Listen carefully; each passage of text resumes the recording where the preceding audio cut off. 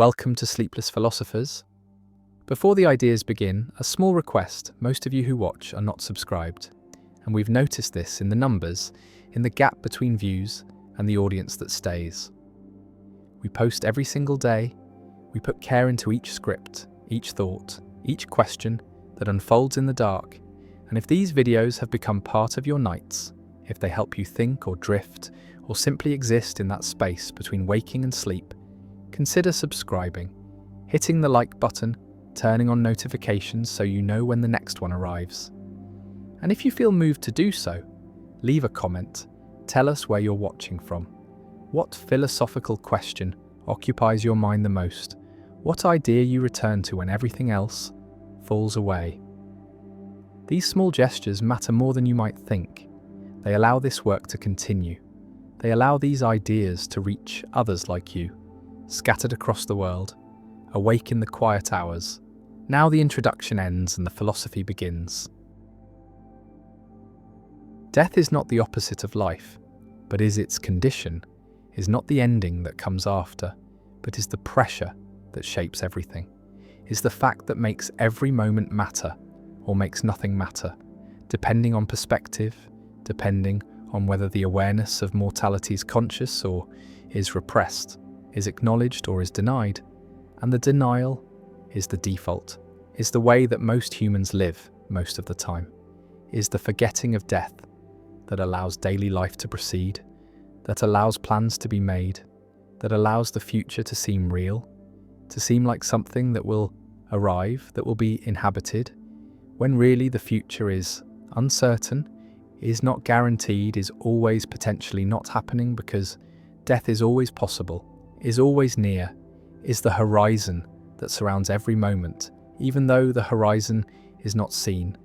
is not acknowledged, is pushed to the edges of consciousness, where it operates without being noticed. And the operating is what terror management theory describes, is what Ernest Becker analysed, is what philosophers from Epicurus to Heidegger have recognised, which is that death is the organising principle, is the fact that structures behaviour, that shapes culture, that creates the need for meaning, for legacy, for something that will persist beyond the mortal body, beyond the temporary consciousness, beyond the brief flicker of existence that is a human life. And the brevity is what mortality means, is the recognition that time is finite, that the days are numbered, that eventually, inevitably, certainly the ending will come. And the coming is what humans cannot accept, cannot tolerate, cannot integrate into consciousness without the help of mechanisms that soften the blow, that make death seem distant, that create the illusion of immortality through legacy, through children, through achievements, through the leaving of marks that will persist, that will remain, that will mean that the person was here, mattered, existed in a way that death cannot erase. And the erasing is what death does, is the return to nothing, is the elimination of the perspective, the ending of the experience, the cessation of being. And being is what consciousness is the only thing that is known directly, is the only certainty, and death is the end of certainty, is the movement from being to not being, from existence to non-existence, from something to nothing, and the nothing is unimaginable, is not representable, is not something that can be experienced, because experience requires existence, and death is the end of existence, and so death cannot be known, cannot be prepared for, cannot be understood except as concept, as abstraction, as the thing that happens to others, but not to oneself, because oneself is always here, is always now, is always being, and being cannot imagine not being, cannot grasp what it would mean to not exist. And so the grasping fails, the imagination fails, and what remains is anxiety, is the terror that Becker named, is the fundamental horror of mortality that underlies all human striving, all cultural creation, all the symbolic systems that humans build to deny death, to transcend death,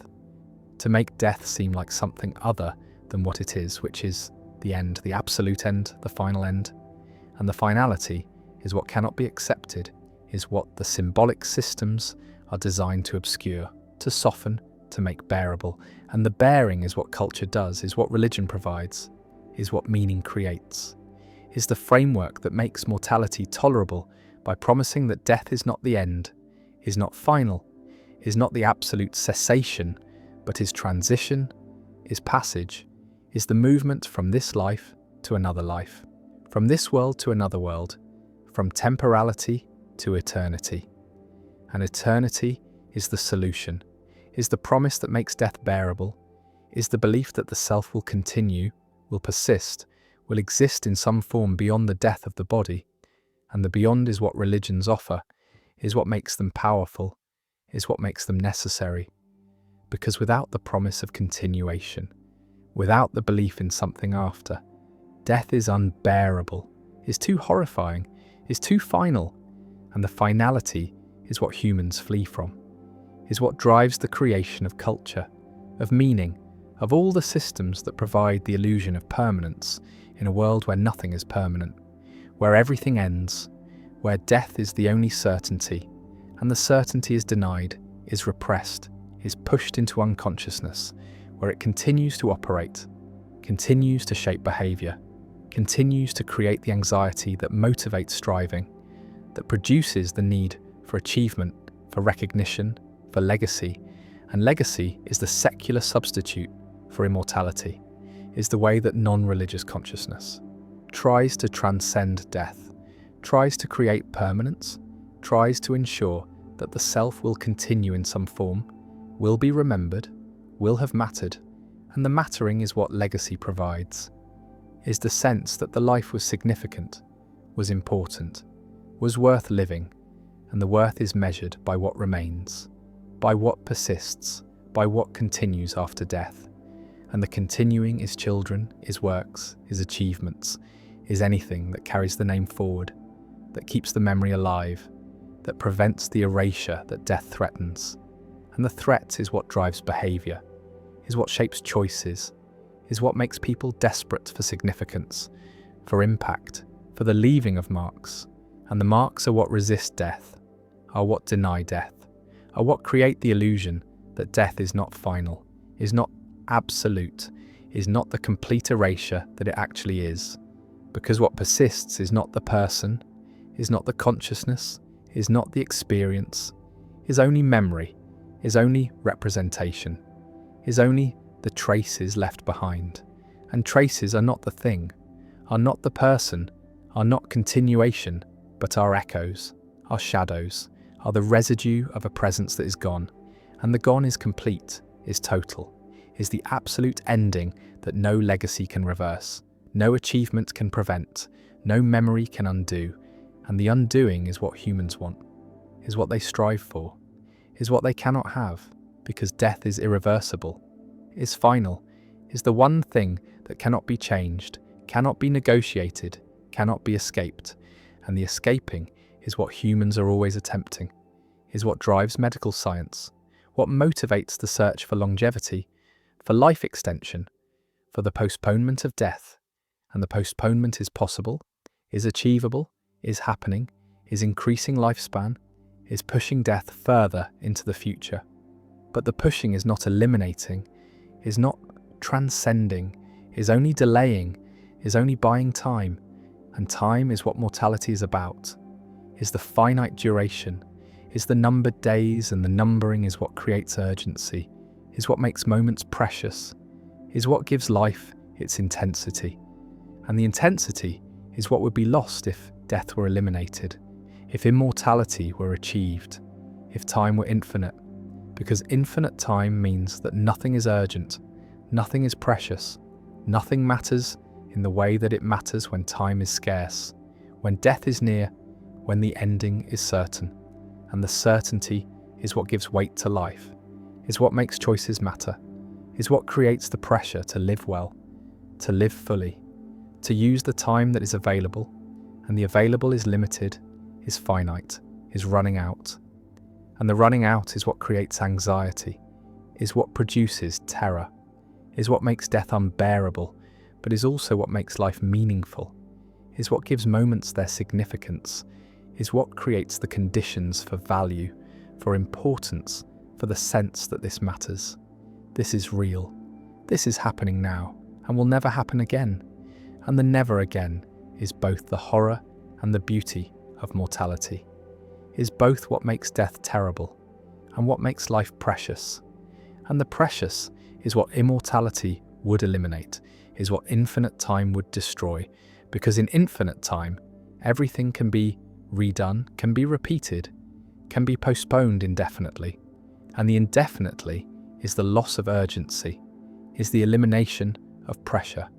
is the removal of the condition that makes life matter. And the mattering would fade, would disappear, would be replaced by ennui, by boredom,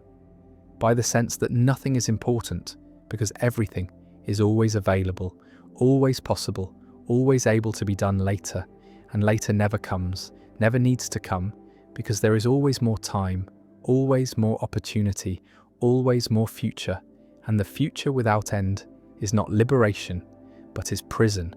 is not freedom, but is curse, is the elimination of the one thing that makes life bearable, which is its finitude, its limit, its ending. And the ending is what humans fear most, but is also what makes everything else possible, makes meaning possible, makes value possible, makes the sense that this matters, that this is important, that this should be done now.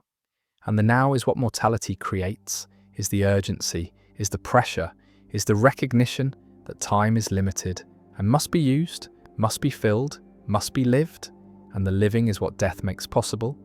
is what finitude creates, is what the awareness of mortality produces. When the awareness is not repressed, is not denied, is allowed into consciousness where it can shape behavior, not through terror but through acceptance, through the recognition that death is inevitable, and therefore life is precious, is limited, is the opportunity that will not repeat, and the not repeating is what makes each moment unique, makes each experience singular, makes each person irreplaceable, because death means that this person, this consciousness, this particular way of being in the world will end, will cease, will never exist again. And the never again is both loss and gift, is both what is mourned and what is celebrated. Because mortality is what makes individuality possible, is what makes each person unique, is what ensures that no life is the same as any other life. And the sameness would be what immortality would produce, would be the eventual repetition, the exhaustion of novelty, the sense that everything has been done, has been experienced, has been lived through too many times. And the too many times is what infinite time produces, is the curse of repetition, is the horror of eternity, is the recognition that immortality would not be paradise, but would be hell, would be the endless continuation of existence without purpose, without end, without the relief that death provides. And the relief is what death is the ending of suffering, is the cessation of striving, is the peace that comes from completion, from finality, from the recognition that it is over, is done, is finished. And the finishing is what gives shape to life, is what makes it a story, is what creates the arc from beginning to end. And the end is what gives the beginning meaning, is what makes the middle matter, is what ensures that the story has significance, has weight, has the structure that makes it comprehensible. And comprehensible is what life becomes when death is acknowledged, when mortality is accepted, when the ending is recognized as necessary, as the condition that makes everything else possible. And the possible is what humans are living, is the space between birth and death, is the time that is given, is the opportunity to exist, to experience, to be. And the being is temporary, is finite, is ending. And the ending is approaching, is always approaching, is getting closer with every moment, with every breath, with every heartbeat. And the heartbeats are numbered, are counted, are finite. And the finite is what makes them precious, is what makes each beat matter, is what creates the urgency to live, to experience, to be fully present in the time that remains. And the remains is diminishing, is running out, is approaching zero, and the zero is death, is the ending, is the return to nothing. And the nothing is what was before birth and will be after death, is the condition from which life emerges and to which it returns. And the return is inevitable, is certain, is the one appointment that cannot be missed, cannot be postponed indefinitely, cannot be escaped. And the escaping is what modern medicine attempts, is what life extension promises, is what cryonics offers, is the denial of death through technology, through science, through the belief that death is a problem that can be solved, is a disease that can be cured, is an enemy that can be defeated. And the defeating is what death denial looks like in secular culture, is the medicalization of mortality, is the treatment of death as failure, as something that should not happen, as something to be prevented, to be delayed, to be fought against. With every resource available, and the available resources are considerable, are increasing, are pushing death further back, are extending life further forward, but are not eliminating death, are not making immortality actual, are only postponing the inevitable, are only delaying the ending. And the delaying is creating new problems, is producing extended old age, is generating years of decline, of deterioration, of the slow failing of the body and the mind. And the failing is what modern medicine has not solved, has not prevented, has only extended, has only made longer. And the longer is not always better, is not always desirable, is sometimes the prolongation of suffering, the extension of indignity, the continuation of existence beyond the point where existence is meaningful, where life is life rather than mere biological persistence. And the persistence is what modern medicine achieves, is what technology provides, is the keeping alive of bodies that would otherwise die, that should die, that are ready to die, but are prevented from dying by interventions that maintain biological function without maintaining experience, without maintaining quality, without maintaining what makes life worth living. And the worth living is what death denial sacrifices, is what the fight against mortality costs, is the recognition that sometimes death is mercy, is relief, is the appropriate ending, is what should happen. And the should is what modern culture has lost, is what medical ethics struggles with, is what the denial of death prevents from. Being acknowledged, which is that death is natural, is necessary, is the ending that gives shape to life, that makes life meaningful, that creates the conditions for value, for importance, for the sense that this matters. And the mattering is what death creates, is what mortality produces, is the mathematics that structures behaviour, that shapes choices, that organises life around the fact of ending. And the fact is undeniable, is certain, is the one truth that applies to everyone, that no one escapes, that makes all humans equal in the end. And the end is what is shared, is what connects, is what makes mortality not just individual, but collective, not just personal, but universal. Not just my death, but death itself, the death that comes for everyone. That structures all life, that creates the pressure, the urgency, the terror, the meaning, the value, the sense that time is limited and must be used, must be lived, must be filled with experience, with connection, with love, with the things that make existence worthwhile. And the worthwhile is what death makes possible, is what finitude creates, is what the mathematics of mortality reveals, which is that death is not the enemy, but is the condition, is not the opposite of life, but is its structure,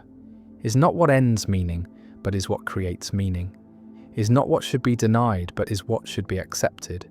is what should be acknowledged, is what should be integrated into consciousness, into culture, into the way that life is lived. And the living is what matters, is what the mathematics of mortality teaches, which is that death is certain, time is finite, moments are precious, and the precious is what remains, is what persists, is the experience of being alive, of being conscious, of being here now, in the time that is given, in the space between birth and death, in the mathematics that structures everything, that creates everything, that makes everything matter, and the mattering is mortality, is death, is the ending that gives shape to life, that makes life life, that creates the conditions for meaning, for value, for the sense that this is important, that this is real, that this is happening, and the happening is temporary, is finite, is ending, and the ending is what makes it precious, is what makes it matter, is what makes it the gift that death gives, which is the recognition that life is limited, is scarce, is valuable, and the valuable is what should be lived, should be experienced, should be embraced, not denied, not postponed, not feared, but accepted, acknowledged, integrated, and the integration is what makes mortality bearable, is what transforms terror into meaning, is what converts the mathematics of death into the mathematics of life. And the life is here, is now, is finite, is ending, and the ending is approaching, is certain, is the fact that structures everything, that makes everything matter, that creates the urgency to live, to be, to exist fully in the time that remains. And the remains is diminishing, is running out, is approaching the end, and the end is death, is the mathematics, is the certainty, is the condition, is what makes life life. And life is what matters, is what is given, is what is ending, and the ending is the gift, is the meaning, is the mathematics of mortality that structures all human behaviour, all human striving, all human meaning. And the meaning is that death is certain, life is finite, time is limited, and the limited is what makes it precious, is what makes it matter, is what makes it the only thing that matters, which is the time between now and death, the space between birth and ending, the mathematics that structures everything, that creates everything, that is mortality, that is death, that is the fact that cannot be escaped, cannot be denied, cannot be defeated, can only be accepted, acknowledged, lived with. And the living with is what makes life meaningful, is what transforms terror into purpose, is what converts the mathematics of death into the gift of life. And the gift is finite, is ending, is approaching zero. And the zero is death, is the end, is the mathematics, is the certainty, is the condition that structures everything, that makes everything matter, that creates the pressure, the urgency, the meaning. And the meaning is that life is limited, death is certain, time is running out, and the running out is what makes now matter, is what makes this moment precious, is what makes existence valuable, and the valuable is what should be lived, should be embraced, should be experienced fully. Because the mathematics of mortality reveals that death is not the enemy, but is the teacher, is not what destroys meaning, but is what creates meaning, is not what ends life, but is what makes life life, is the certainty, is the fact, is the mathematics that structures all human behaviour, all human striving, all human existence, and the existence is finite, is ending, is death, and death is the mathematics, is the meaning, is the gift, is the end. The arrow points the wrong way, points from effect to cause rather than from cause to effect. And this reversal is not metaphor, but is the actual structure of causation, is what the philosopher proved through arguments that were rigorous, that were compelling, that were impossible to refute without abandoning principles that seemed more fundamental than the assumption that time moves forward, and the forward is what everyone believes, is what experience suggests, is what makes narrative possible, what makes agency meaningful, what makes the future open and the past fixed. But the fixed and the open are illusions, are the result of perspective, are artifacts of the way consciousness processes information, and the processing is backward, is receiving effects first and inferring causes later, is experiencing the present as the result of the past when really the present is determining what the past was, is selecting from the quantum superposition of possible pasts the one past that leads to this present, and the leading is backward, is from now to then, is causation in reverse. And reverse is what the philosopher demonstrated, is what the equations required, is what made sense of phenomena that forward causation cannot explain, cannot accommodate, cannot integrate into a coherent framework. And the framework that emerges from a reverse causation is strange, is counterintuitive, is violating every assumption about how time works. But the violations are what the evidence demands, are what quantum mechanics suggests, are what retrocausality makes explicit. And explicit is what the philosopher made the argument that the future affects the past, that outcomes determine antecedents, that the arrow of causation points backward through time, and the backward is not time travel, is not influence across temporal distance, is the structure of time itself, is the geometry of causation, is the way that events relate to each other, not through forward propagation, but through backward determination. And the determination is not free, is not open, is not subject to choice, because choice is an illusion that emerges from not seeing the backward flow, from experiencing effects as if they were not already determined by what comes after. And what comes after is what causes what comes before, is selecting the past from the infinite possibilities, is making history actual through the occurrence of the present. And the present is not the result of the past, but is the cause of the past, is determining which past occurred, which history is real, which antecedents were actual, and the actual is relative, is dependent on the present, is not fixed independently of what happens now, and now is what selects then, is what makes the past what it was, is the causal force that propagates backward, that determines history, that creates the appearance of forward causation by making the past consistent with the present. And the consistency is not temporal but is logical, is the requirement that effects have causes, but the having is backward, is the effect producing the cause, is the present requiring a past that leads to it. And the leading is not temporal propagation, but is logical necessity, is the structure that makes the present intelligible, that makes events cohere, that creates the narrative that seems to flow forward but is really being constructed backward, is being determined by endings rather than by beginnings. And beginnings are not origins, but are consequences, are the results of outcomes, are what must have happened given what did happen. And the did happen is the present, is the effect, is what determines the cause, and the cause is the past, is what must have been, is what is selected from possibility by actuality,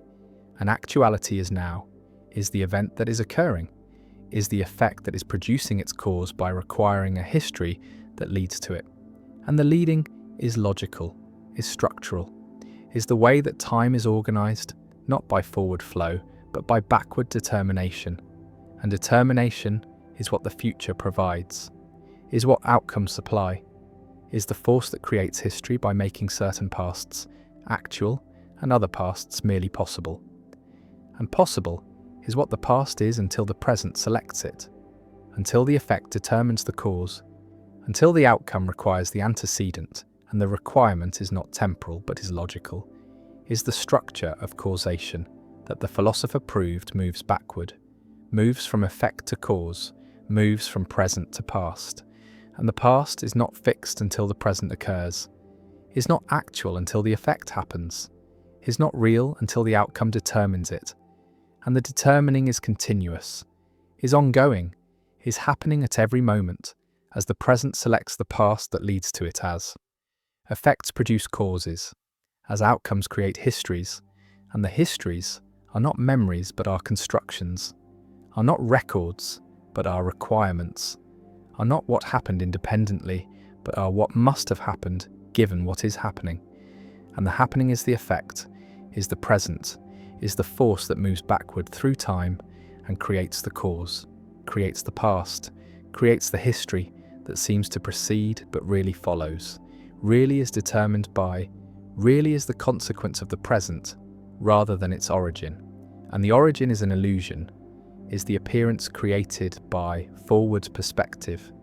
by the experiencing of time as flowing from past to present, when really time is flowing from present to past, is causation moving backward, is effects producing causes, is the future determining the past, and the past is what the future makes it, is what outcomes require it to be, is what is selected from the quantum superposition by the collapse that occurs when the present happens. And the happening is the causal event,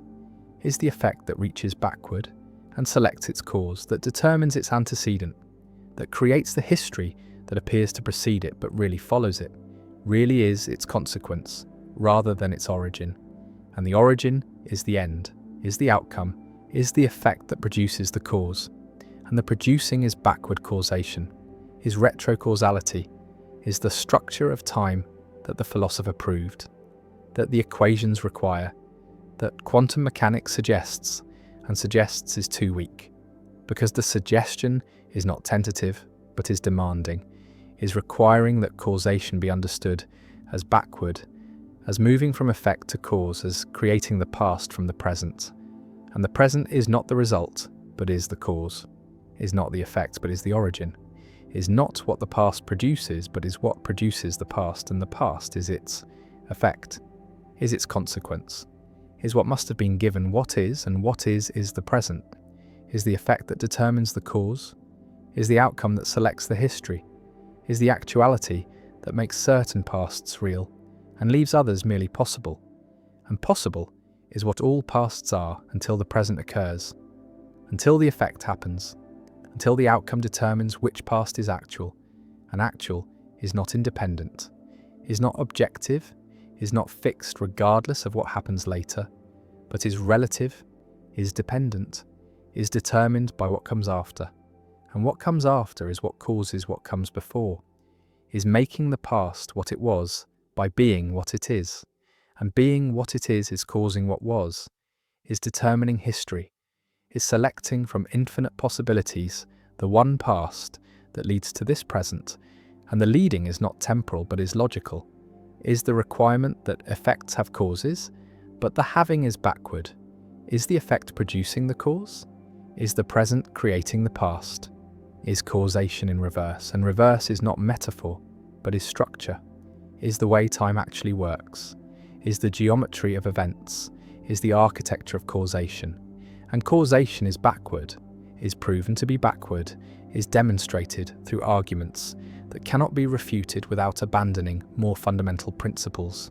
And the principles that are more fundamental are the ones that lead to backward causation, that require retrocausality, that make the future the cause of the past, and the past is the effect of the future, is the consequence of what comes after, is determined by outcomes rather than determining them. And the determining is backward, is from later to earlier, is from effect to cause, and the cause is what the effect produces, is what the outcome requires, is what the present creates. And the creating is continuous, is happening at every moment, is making the past what it is by being what the present is. And the present is not the result of the past, but is the cause of the past, is what makes history actual, is what selects from possibility the one sequence of events that leads to now. And the now is the causal force, is the origin, is what produces the past by requiring it, by making certain antecedents actual and leaving others merely possible. And possible is what the past remains until the present determines it, until the effect selects the cause, until the outcome creates the history. And history is not fixed, is not independent, is not the objective sequence that it appears to be, but is relative, is dependent on the present, is created by what happens now. And now is always creating the past, is always determining history, is always selecting from infinite possibilities the one past that is consistent with this present. And the consistency is not temporal, but is logical, is the requirement that the present makes sense, that effects have causes, that outcomes have antecedents, and the antecedents are determined by the outcomes, are produced by the effects, are created by the present, and the present is the causal force that moves backward, that determines the past, that makes history what it is, and what it is not what it was, but is what it must have been given what is now, and now is what causes then, is what produces the past, is what makes causation move backward, and backward is the direction that the philosopher proved, is the structure that the arguments demonstrate, is the geometry that the equations require, and require is what the present does to the past, is how effects relate to causes, is the backward determination that makes sense of phenomena that forward causation cannot explain, cannot accommodate, cannot integrate, and the integration requires backward causation, requires retrocausality, requires that the future affect the past, that outcomes determine antecedents, that effects produce causes, and the producing is backward, is from later to earlier, is making time move in reverse, and reverse is not perception, but is structure, is not how time seems, but is how time is the actual geometry of events, is the real architecture of causation, and causation moves backward, moves from effect to cause, moves from present to past, moves from future to history, and history is determined by future, is produced by outcomes, is created by effects, and effects are causes, are the origins, are what makes the past what it was, and what it was is what the present requires it to have been, is what the effect determines the cause to be, is what the outcome selects from possibility, and possibility is all there is until actuality occurs, until the present happens, until the effect determines the cause, and the determining is backward, is retrocausality, is the structure that the philosopher proved, that the arguments establish, that the evidence demands, and demands is what the present makes of the past, is how effects relate to causes, is the backward determination that makes time move in reverse, and reverse is the direction, is the flow, is the arrow pointing from effect to cause, from present to past, from future to history, and history is effect, is consequence, is result, and result of what? Result of the future, result of what comes after, result of the present that determines what must have come before, and before is after, is consequence, is effect, and effect is cause. When causation moves backward, when time flows in reverse, when the future creates the past and the past is created, is determined, is selected by the present, and the present is the force, is the origin, is the cause that produces the past, and the past is its effect, its consequence, its result. And result is what the past is what history is what yesterday is not the origin of today, but is the effect of today, is what today requires yesterday to have been, is what the present determines the past to be, is what outcomes create as antecedents, and antecedents are consequences, are effects, are results. When causation is backward, when time moves in reverse, when the philosopher is right, and right is what the philosopher proved to be, is what the arguments demonstrate, is what the structure reveals, that time moves backward, that causation is reverse, that effects produce causes, that the present creates the past, that the future determines history, and history is determined, is not independent, is not fixed, is relative to what comes after, is created by outcomes, is the effect of effects, is the consequence of the present, and the present is the cause, is the origin, is the force that moves backward through time and makes the past what it is. And what it is not what it was, but is what it must be given. What is now, and now causes then, present produces past, effect determines cause, and cause is effect. When time moves backward, when causation is reverse, when the philosopher is right that time moves backward, that everything is explained by retrocausality, by the future affecting the past, by outcomes determining antecedents, by effects producing causes, and causes are effects of effects, are consequences of consequences, are results of results when causation is backward, when time moves in reverse, when the arrow points from effect to cause, from present to past, from future to history, and history is effect, is consequence, is what the future makes it, is what the present determines it to be, is what outcomes require it to have been, and being is consequence, is result, is effect when time moves backward, when causation is reverse, when the philosopher proved that time moves backward, and everything is explained by reverse causation, by retrocausality, by the future creating the past, by effects producing causes, by the present determining history, and history is determined, is created, is the effect of the present, and the present is the cause, is the origin, is the force moving backward, making the past, creating history, determining what was, and what was is what the present makes it, is what effects determine causes to be, is what outcomes require antecedents to have been, and been is consequence, is effect, is result. When time moves backward,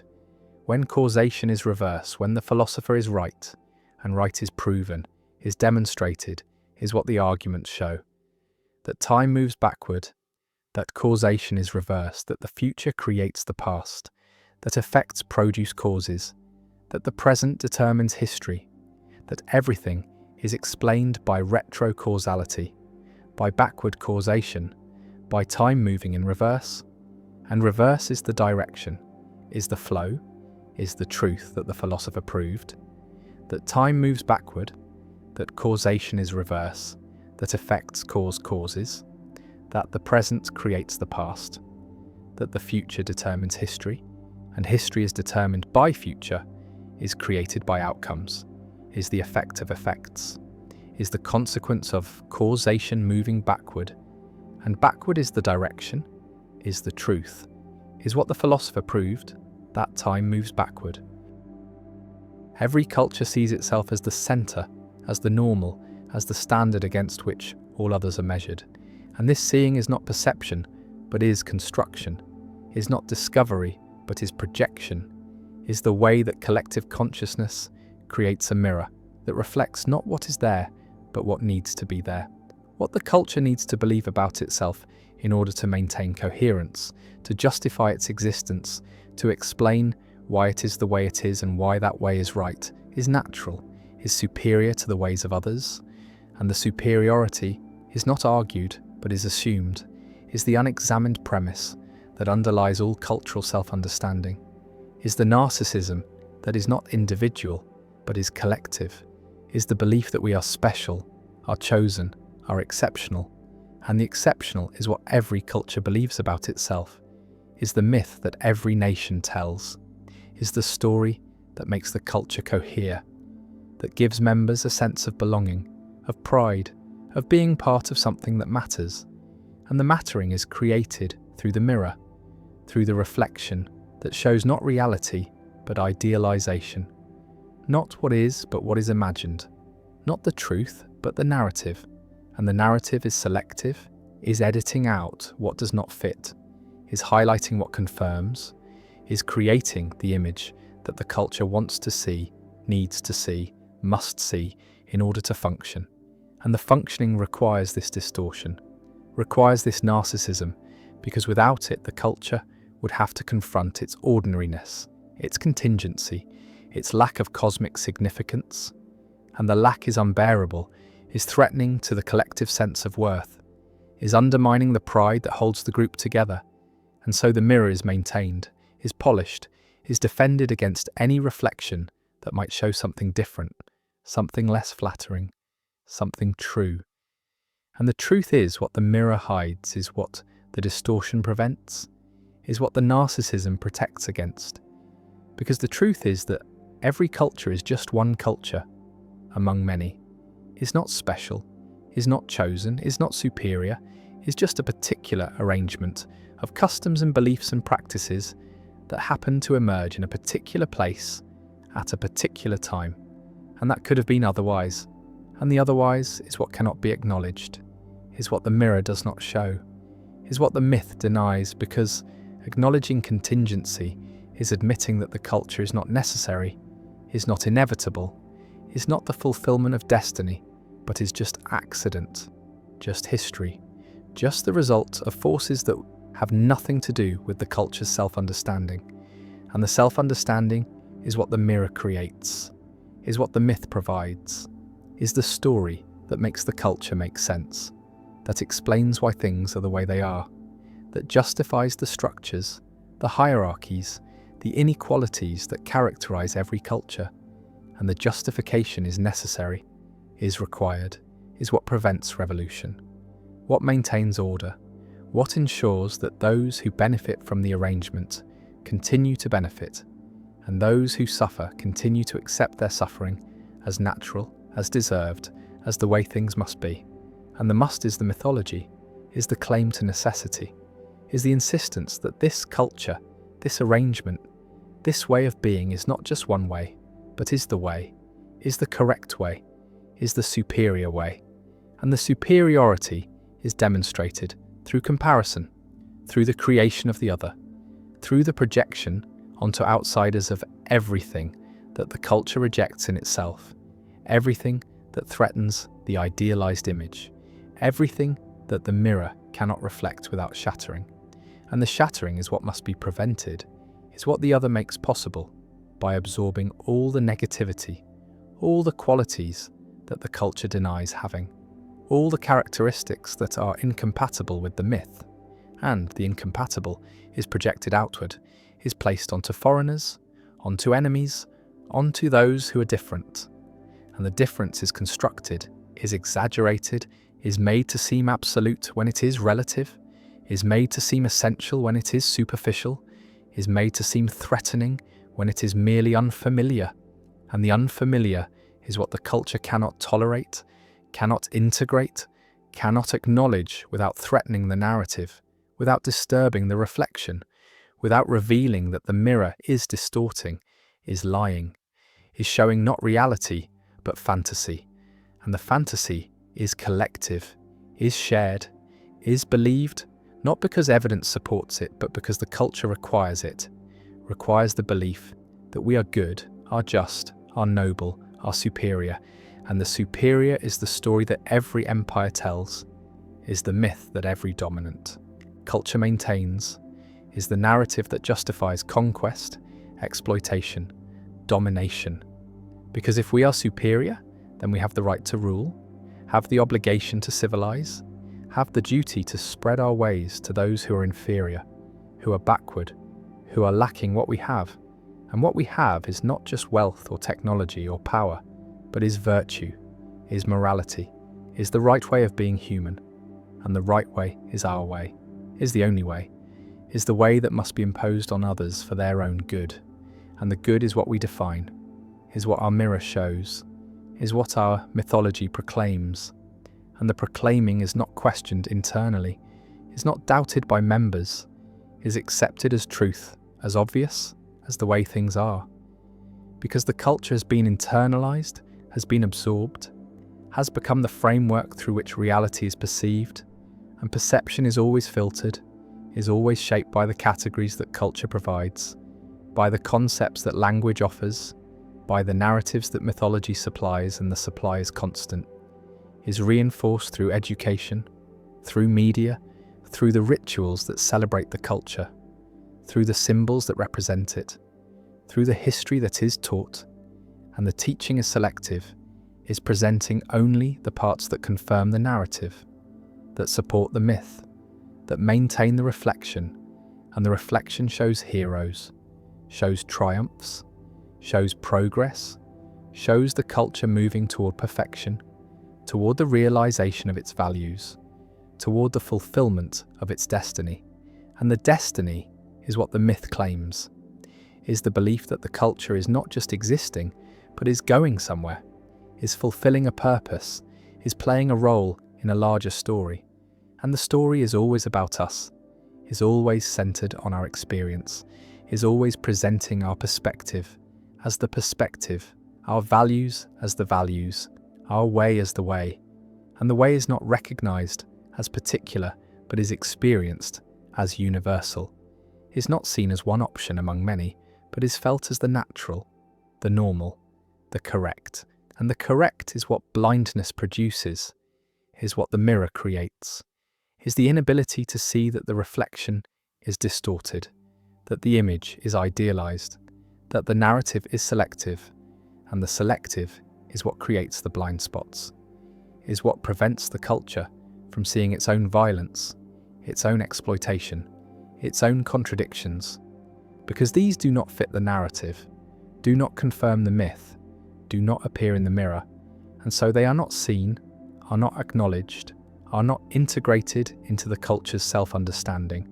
and the understanding remains partial, remains distorted, remains narcissistic. And the narcissism is not pathological in the individual sense, but is structural, is built into the way that cultures function, is necessary for cohesion, for identity, for the maintenance of boundaries. Because without the belief that we are special, the culture would dissolve, would fragment, would lose the binding force that makes a collection of individuals into a collective. And the collective requires mythology, requires shared stories, requires the mirror that reflects not individuals, but the group, not reality, but the ideal, not what is, but what is imagined. And the imagined is powerful, is shaping behavior, is creating expectations, is defining roles, is organizing life. And the organization is not neutral, is not innocent, is serving interests, is maintaining hierarchies, is justifying inequalities. Because the mythology always benefits some more than others, always privileges certain positions, always legitimates certain arrangements. And the legitimation is what the mirror provides, is what the myth accomplishes, is the conversion of contingent social arrangements into natural necessities of historical accidents, into inevitable developments of particular values, into universal truths. And the truths are not true, but are believed, are accepted, are acted upon. And the acting upon is what makes them real, in a sense, is what gives them power, is what makes them consequential. Because collective beliefs shape collective action, shape policy, shape war, shape empire. An empire is always justified through mythology, is always presenting itself as bringing civilization, bringing progress, bringing enlightenment to those who lack it. And the lack is projected, is assumed, is what the mirror does not show about the empire itself, which is that what it brings is often destruction, is exploitation, is the imposition of its ways onto others who did not ask for them, do not want them, are harmed by them, but the harm is not seen, is not reflected in the mirror, is not part of the narrative, because the narrative is about benevolence, about mission, about the burden that the superior must bear, and the burden is the story that Kipling told, is the myth that empires use, is the claim that domination is duty, that conquest is care. That exploitation is education, and the education is the transfer of culture, is the spreading of the superior ways, is the civilizing mission that justifies everything, that makes violence noble, that makes theft righteous, that makes subjugation liberation, and the liberation is what the empire claims to bring, is what its mythology proclaims, is what its mirror reflects, and the reflection is believed not just by rulers, but by the ruled, not just by exploiters, but by the exploited, because the mythology is totalizing, is pervasive, is shaping consciousness, is providing the categories through which experience is understood. And understanding within the mythology confirms the mythology, is circular, is self-reinforcing, is making it difficult to see outside, to recognize the distortion, to notice that the mirror is lying, and the lying is not intentional, is not conspiracy,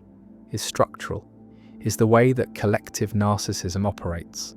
is the inevitable result of cultures needing to see themselves as good, as just, as right. And the right is always defined by the culture itself, is always reflecting back what the culture wants to see, is never showing what the culture is afraid to see, which is its own violence, its own hypocrisy, its own contingency. And the contingency is what every national myth denies, is what every claim to exceptionalism rejects, is the recognition that this culture could have been otherwise, that its values are not universal, but are particular, that its supremacy is not deserved, but is the result of power, of conquest, of accident. And the accident is what cannot be admitted, is what the mythology covers, is what the mirror hides, because admitting accident is admitting that the culture is not special, is not chosen, is not fulfilling destiny, but is just existing, just happening, just being one arrangement among many possible arrangements. And the many is what threatens, is what the other represents, is what must be denied in order to maintain the belief that we are the centre, are the standard, are the measure,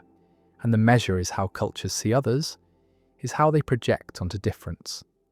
Everything they reject in themselves is how they create the barbarian, the savage, the backward, the enemy. And the enemy is necessary, is required by the mythology, is what defines the culture by contrast, is what makes us good by being bad, is what makes us civilized by being savage,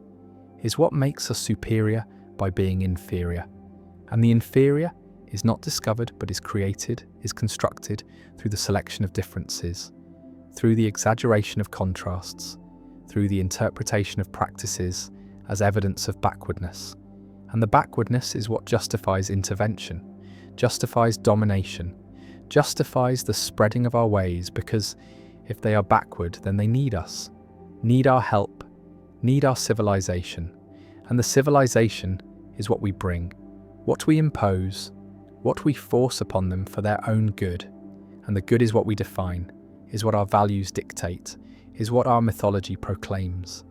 And the proclaiming is not listening, is not dialogue, is not exchange, is imposition, is violence, is the erasure of their culture in the name of bringing them ours. And the erasure is not seen as violence, but is seen as progress, is seen as liberation, is seen as the inevitable movement toward the universal, which is really the particular disguised as universal, is our particular values presented as the values, our particular ways presented as the way, our particular culture presented as culture itself. And culture itself is what we believe we are, is what the mirror shows, is what the mythology claims, that we are not just a culture, but our culture, are not just civilized, but our civilization, are not just one way of being human, but are the way, the correct way, the superior way, and the superiority is what cannot be questioned internally, is what is taboo to doubt, is what is defended violently when challenged. Because challenging the myth is challenging the culture's identity, is threatening the collective narcissism, is disturbing the mirror, and the mirror must be maintained, must be protected, must be polished, because without it the culture would have to see itself as it is, would have to confront its ordinariness, its violence, its contradictions. And the contradictions are everywhere, are visible to outsiders, are obvious to those who are not invested in the mythology, but are invisible to insiders, are not reflected in the mirror, are edited out of the narrative, are the blind spots that every culture has, that every mythology creates, that every collective narcissism requires, because seeing the contradictions would require changing, would require admitting error, would require acknowledging that the culture is not what it claims to be, is not as good as it believes, is not as just as it proclaims, and the proclaiming is constant, is part of the mythology, is the endless assertion that we are different, are better, are special, are the exception to the patterns that govern other cultures. And the exception is what every empire believes, is the myth of American exceptionalism, of British civilizing mission, of French universal values, of every dominant culture that has ever existed, each believing that it is different, that it is not like the empires that came before, that its domination is justified where others were not, that its violence is necessary where others was cruel, that its expansion is liberation where others was conquest. And the difference is illusion, is projection, is the mirror showing what the culture needs to see, which is that we are good, are noble, are doing what is right, and the right is whatever we are doing, is whatever serves our interests, is whatever maintains our power, and the power is presented as service, as burden, as duty, and the duty is what the mythology creates, is the belief that we must spread our ways, must bring our civilization, must impose our order,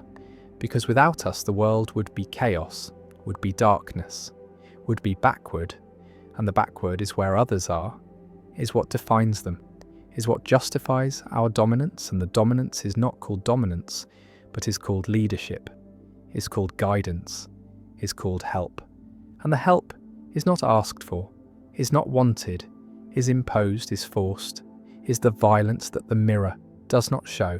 that the mythology does not name, that the culture does not see, because seeing it would require shattering the mirror,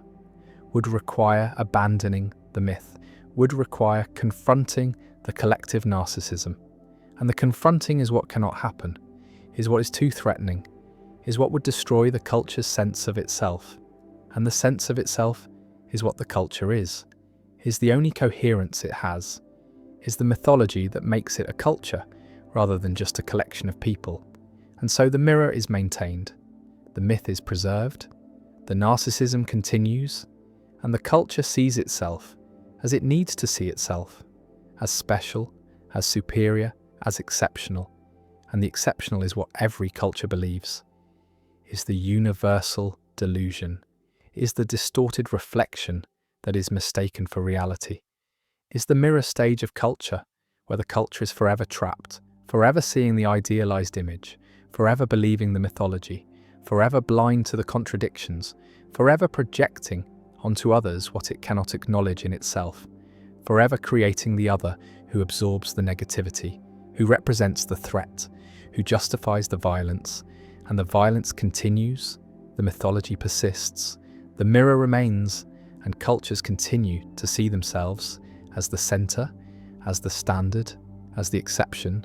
and the exception is the lie, is the delusion, is the collective narcissism that every culture exhibits,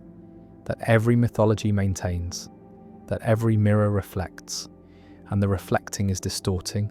is hiding, is preventing the culture from seeing what it is, from acknowledging its contingency, from recognizing its violence, from confronting its contradictions,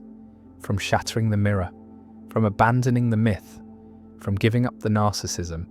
And the giving up is impossible, is what cultures cannot do,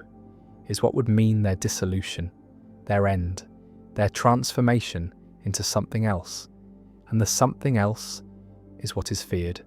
is what the mythology prevents, is what the mirror hides, is what the collective narcissism protects against. And the protection is the function, is what the distorted reflection accomplishes, is what makes cultures culture,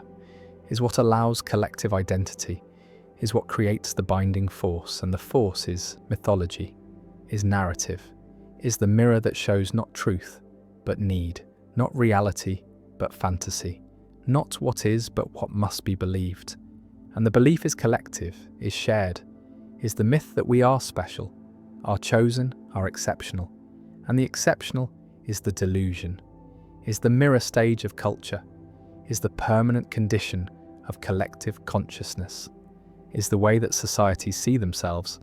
as distorted reflections, as idealized images, as mythological narratives. And the narratives are false, are projections, are narcissistic, and the narcissism is structural, is necessary, is what makes culture possible, is what creates cohesion, is what maintains the illusion that we are the center, are the standard, are the measure, and the measure is the mirror, is the myth, is the collective narcissism that every culture exhibits,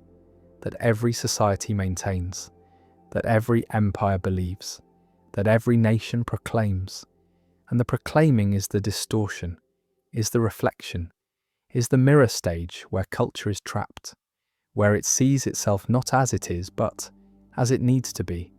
not as truth, but as mythology, not as one among many, but as the one, the exceptional, the special, the superior. And the superior is the lie, is the mirror, is the stage where culture performs for itself, where it reflects its own image, where it sees only what it wants to see. And what it wants to see is that it matters, that it is right, that it is good. And the good is the reflection, is the myth, is the collective narcissism, is the mirror stage of culture where every culture is trapped, where every society remains, where every empire believes its own mythology, and the mythology is the mirror, is the distortion, is the way that cultures see themselves,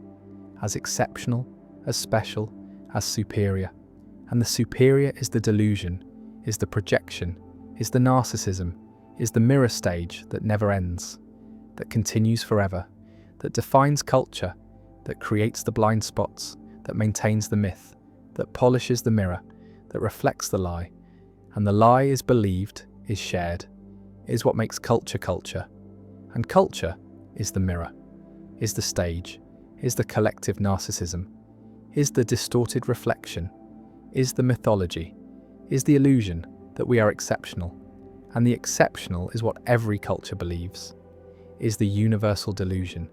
is the mirror stage of culture that shows not truth but need, not reality but fantasy, not what is but what must be seen. And the seeing is distorted, is narcissistic, is collective, is the way that cultures see themselves, forever, inevitably, necessarily, as the centre, as the standard, as the exception. And the exception is the myth, is the mirror, is the stage where culture performs, where it reflects, where it believes its own lies, and the lies are the culture, are the mythology, are the collective narcissism, are the mirror stage that every society inhabits, that every culture maintains, that every empire believes. And the believing is the distortion, is the reflection, is the way that cultures see themselves as exceptional when they are ordinary, as superior when they are equal, as chosen when they are contingent. And the contingent is what the mirror hides, is what the myth denies, is what the collective narcissism protects against. And the protection is permanent, is structural, is what makes the mirror stage of culture eternal, inevitable, universal. The way that all societies see themselves as distorted reflections, as idealized images, as mythological narratives that are believed, that are shared, that are maintained, that are the culture, that are the mirror, that are the stage, that are the collective narcissism that defines human social existence, that creates the blind spots, that justifies the violence, that maintains the myth, that every culture exhibits, that every society believes, that every empire proclaims. And the proclaiming is the mirror, is the stage, is the distorted reflection that is culture seeing itself. Consciousness all the way down. There is a view so strange, so counterintuitive, so apparently absurd that most philosophers dismiss it without argument. The view that consciousness is not something that emerges in complex biological systems, but is fundamental to reality itself, that electrons have experience, that atoms feel, that rocks possess some primitive form of awareness. And this view is called panpsychism, and it has been held by philosophers from the pre-Socratics through Leibniz and Spinoza to contemporary thinkers who argue that panpsychism is not absurd but necessary, not a failure of reason, but the only solution to the hard problem of consciousness, the only way to explain how subjective experience arises in a physical universe. Because if consciousness is not fundamental, then it must emerge from non-conscious matter. An emergence of this kind seems impossible, seems like magic, seems to violate everything we know about how properties arise from components. And panpsychism avoids this problem by denying the premise, by insisting that consciousness does not emerge because it was there all along, present in some form at every level of reality. And if this seems crazy, it is only because we have inherited assumptions about matter being dead, inert, purely physical, in some narrow sense that excludes experience. But these assumptions are not forced on us by evidence, are not required by physics, are philosophical additions that might be wrong. That might be the source of the hard problem rather than constraints on its solution. The hard problem of consciousness, formulated most clearly by Chalmers, is the problem of explaining why there is something it is like to be a conscious organism, why physical processes in the brain are accompanied by subjective experience, by qualia, by the felt quality of seeing red or tasting coffee or feeling pain. And this is distinct from the easy problems, the problems of explaining how the brain processes information, how it responds to stimuli, how it controls behavior, because these are problems about function and mechanism,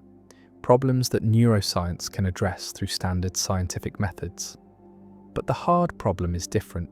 is about the existence of experience itself, about why the physical processes do not happen in the dark, why there is an inner life, a perspective, a what it is likeness, and no amount of information about neural firing patterns or computational processes seems to explain this, seems to bridge the gap between objective physical description and subjective felt experience. And this explanatory gap has led some philosophers to conclude that consciousness cannot be explained in physical terms, cannot be reduced to brain processes, cannot be naturalized, and this leads either to dualism, the view that consciousness is a separate substance that interacts with matter, or to panpsychism, the view that consciousness is a fundamental feature of matter itself, present at every level,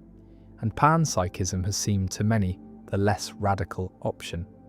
the one that preserves physicalism while acknowledging that physicalism must include consciousness, must expand our conception of what matter is rather than adding a separate mental substance. Nagel argued that the subjective character of experience is not captured by any functional or behavioral or physical description, that there is something it is like to be a bat that objective science cannot access, that the first-person perspective is irreducible to third-person description, and this does not force dualism, does not require that consciousness be non-physical, but it does require expanding what we mean by physical, recognizing that physics as currently formulated describes only the relational structure of matter, only how things interact and behave, only the extrinsic properties, and it leaves the intrinsic nature of matter unspecified, leaves open what matter is in itself apart from its relations. And this is where panpsychism enters, suggesting that the intrinsic nature of matter is experiential, that what it is like from the inside is consciousness or proto-consciousness, that the same entity can be described from the outside in terms of mass and charge and spin, and from the inside in terms of experience. And these are not two substances, but two aspects of one substance. And this is Russellian monism, the view that physics describes structure and consciousness describes the intrinsic nature that realizes that structure. And this makes consciousness fundamental without making it supernatural, integrates mind into nature without reducing it to mechanism, preserves the insights of both physicalism and the irreducibility of consciousness. But panpsychism faces a devastating objection: the combination problem, the problem of how. Micro-experiences combine into macro-experiences, how the consciousness of electrons and atoms and molecules adds up to the unified consciousness of a human being. Because combination seems impossible, seems to face the same kind of explanatory gap that emergence faces. Because if each particle has its own experience, how do those experiences combine into a single unified experience? Why is there one stream of consciousness associated with a brain rather than trillions of separate micro-consciousnesses? And saying they combine does not explain anything, does not tell us what combination means for consciousness, does not give us any idea of the mechanism or the principles that govern it. And this is the hardest problem for panpsychism, the place where the view seems to fail, seems to offer no advantage over emergence, because combination is just emergence under a different name, is just the same mystery relocated from the relationship between non-conscious matter and consciousness to the relationship between micro-consciousness and macro-consciousness. Goff and others have tried to solve the combination problem by distinguishing different senses of combination, by arguing that phenomenal combination is different from physical combination, that consciousness combines holistically rather than additively, that the right model is not addition where parts contribute independently, but something more organic where parts are transformed by their relations to wholes, where the micro-experiences are modified by being part of a larger system in ways that create genuinely new experiences at the macro level. But critics argue this just pushes the problem back, just replaces the mystery of emergence with the mystery of holistic combination. and we still have no account of how it works. No principles that predict which combinations of micro-experiences produce which macro-experiences. No explanation of why human brains produce unified consciousness, while rocks do not. And without such an account, panpsychism is just a label for the mystery rather than a solution to it. Coleman proposes that combination happens through overlapping wave functions in quantum mechanics, that when particles become entangled, their wave functions overlap, and their experiences blend into a unified experience. And this would give a physical mechanism for phenomenal combination, would explain how micro-experiences unite into macro-experiences through a well-understood physical process. But this proposal faces problems. Problems about whether entanglement really produces the right kind of unity. Problems about whether quantum mechanics applies at the level of neurons and brains, or only at the micro level. Problems about whether experiences can really blend the way wave functions superpose. And most philosophers remain unconvinced, remain skeptical that quantum mechanics solves the combination problem rather than just relocating it to a different domain. The boundary problem is related, the problem of where one conscious subject ends and another begins. Because if consciousness is present at every level, then why is there not one unified cosmic consciousness? Why are there separate subjects at all? Why does my consciousness end at the boundary of my body rather than extending to include everything? And panpsychism seems to have no principled answer, seems to allow for arbitrary boundaries, seems to make the existence of separate subjects as mysterious as the existence of consciousness itself. And this is another way the view fails to explain what it set out to explain. Another place where it encounters problems as hard as the ones it was meant to solve. Leibniz had a version of panpsychism. His monads were simple substances that had perception and appetition, that experienced the world from their own perspective, and he argued that complex beings were aggregates of monads, that each monad mirrored the entire universe from its own point of view. And this avoided the combination problem by denying real combination, by making each monad fundamentally separate, by explaining apparent interaction through pre-established harmony rather than causal connection. But this solution seems even more mysterious than the problem, seems to multiply entities and mechanisms beyond necessity, seems to replace one hard problem with many harder problems, and few contemporary panpsychists follow Leibniz down this path. Few are willing to accept the metaphysical extravagance his system requires. Strawson argues for panpsychism on the grounds that emergence is impossible, that you cannot get something from nothing, that if consciousness exists in the world,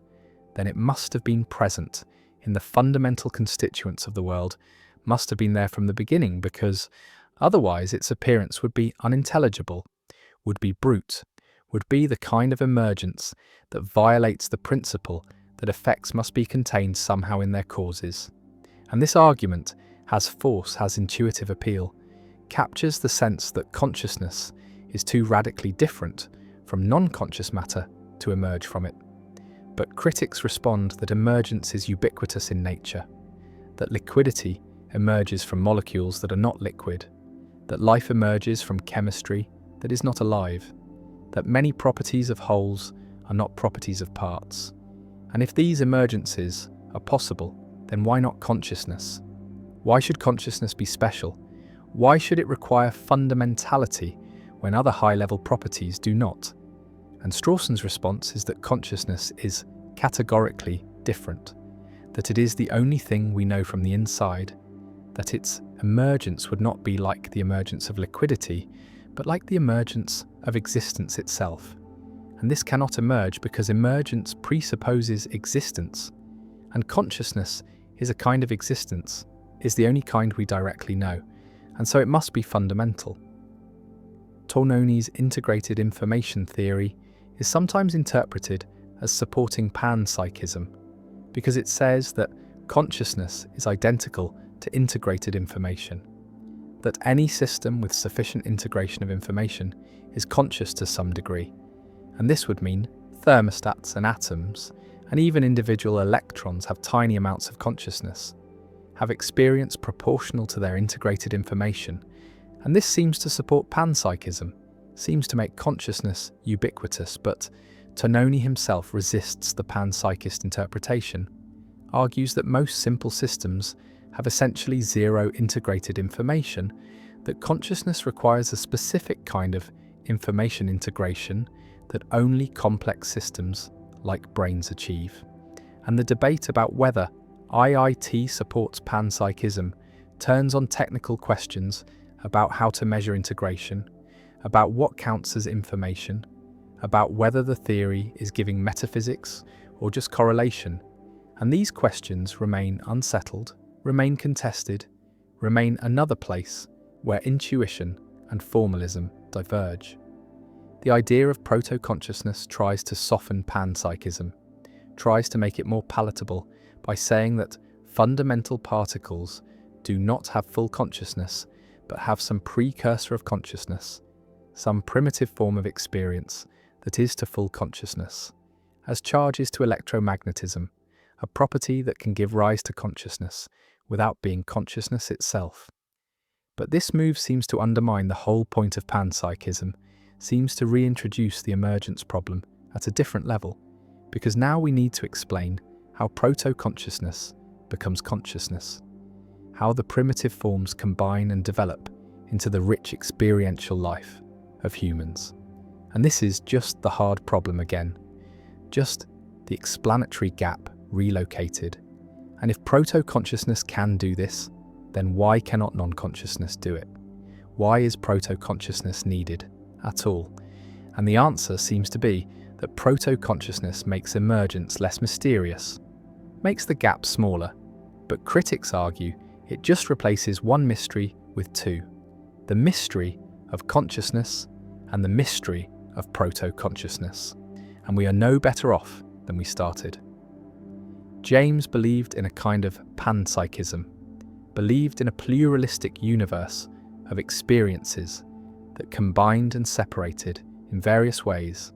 believed that consciousness was not confined to brains, but was present wherever there was activity, wherever there was process, wherever there was something happening. And this fit his pragmatist philosophy, his rejection of rigid categories, his emphasis on process and relation over substance. But he never worked out the details, never solved the combination problem, never explained how his mind dust could aggregate into the unified streams of consciousness that characterize human experience. And his view remains more suggestive than systematic, more a gesture toward possibility than a worked-out theory. Whitehead developed an elaborate process philosophy where experience was fundamental, where actual occasions were drops of experience, where reality was constituted by moments of subjective feeling that perished and were superseded by new moments. And this was panpsychist in spirit.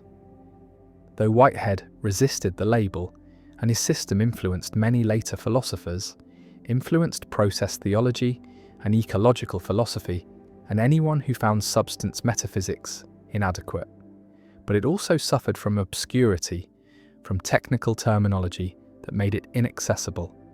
from a Baroque complexity that seemed disproportionate to the problems it solved. And while Whitehead's insights about process and relation and creativity remain valuable, his full system has few adherents, and his approach to consciousness has not solved the hard problem in ways that convince skeptics. The objection that panpsychism makes consciousness too cheap, too ubiquitous, too divorced from its connection to intelligence and behavior and biological function is answered by panpsychists who distinguish between consciousness and the various functional roles consciousness plays in humans, between bare experience and the kind of sophisticated, self-reflective awareness that humans have. And they argue that simple systems can have simple experiences without having thoughts or beliefs or desires or any of the cognitive machinery that humans possess. That consciousness comes in degrees, that there is a spectrum from the minimal experience of an electron to the rich inner life of a human, And this avoids making rocks intelligent while still allowing them some form of experience. But it also makes the view less testable, less empirical, less connected to anything we can observe or measure, because if consciousness is present everywhere, but only manifests in behavior in complex systems, then how do we know it is there in simple systems? How do we distinguish panpsychism from the claim that it is as if simple systems had experience, even though they do not? And this is the problem of panpsychist metaphysics. It makes claims that seem empirically empty, that make no difference to what we observe, that cannot be confirmed or disconfirmed by evidence, and this makes many scientists dismiss the view as unscientific, as metaphysical speculation disconnected from empirical inquiry. Yet panpsychism refuses to die, keeps returning, keeps attracting new defenders, and this persistence suggests it is responding to something real, some genuine difficulty in explaining consciousness within a purely mechanistic framework, some intuition that consciousness is too fundamental, too irreducible, too different from everything else, to be just another emergent property like liquidity or temperature. And whether this intuition is trustworthy or misleading, whether it points toward truth or just reflects the limits of human imagination, remains one of the deepest, unresolved questions in philosophy of mind and panpsychism. Despite its problems, despite the combination problem and the boundary problem and all the other difficulties, remains a live option, remains a view that serious philosophers take seriously, remains a possibility that cannot be ruled out by current evidence or argument. And this says something about the state of consciousness studies, about how far we are from understanding what consciousness is, how it arises, why it exists, and whether we will ever have answers that satisfy both our scientific standards and our philosophical intuitions about what makes an explanation adequate. The eye cannot see itself without a mirror,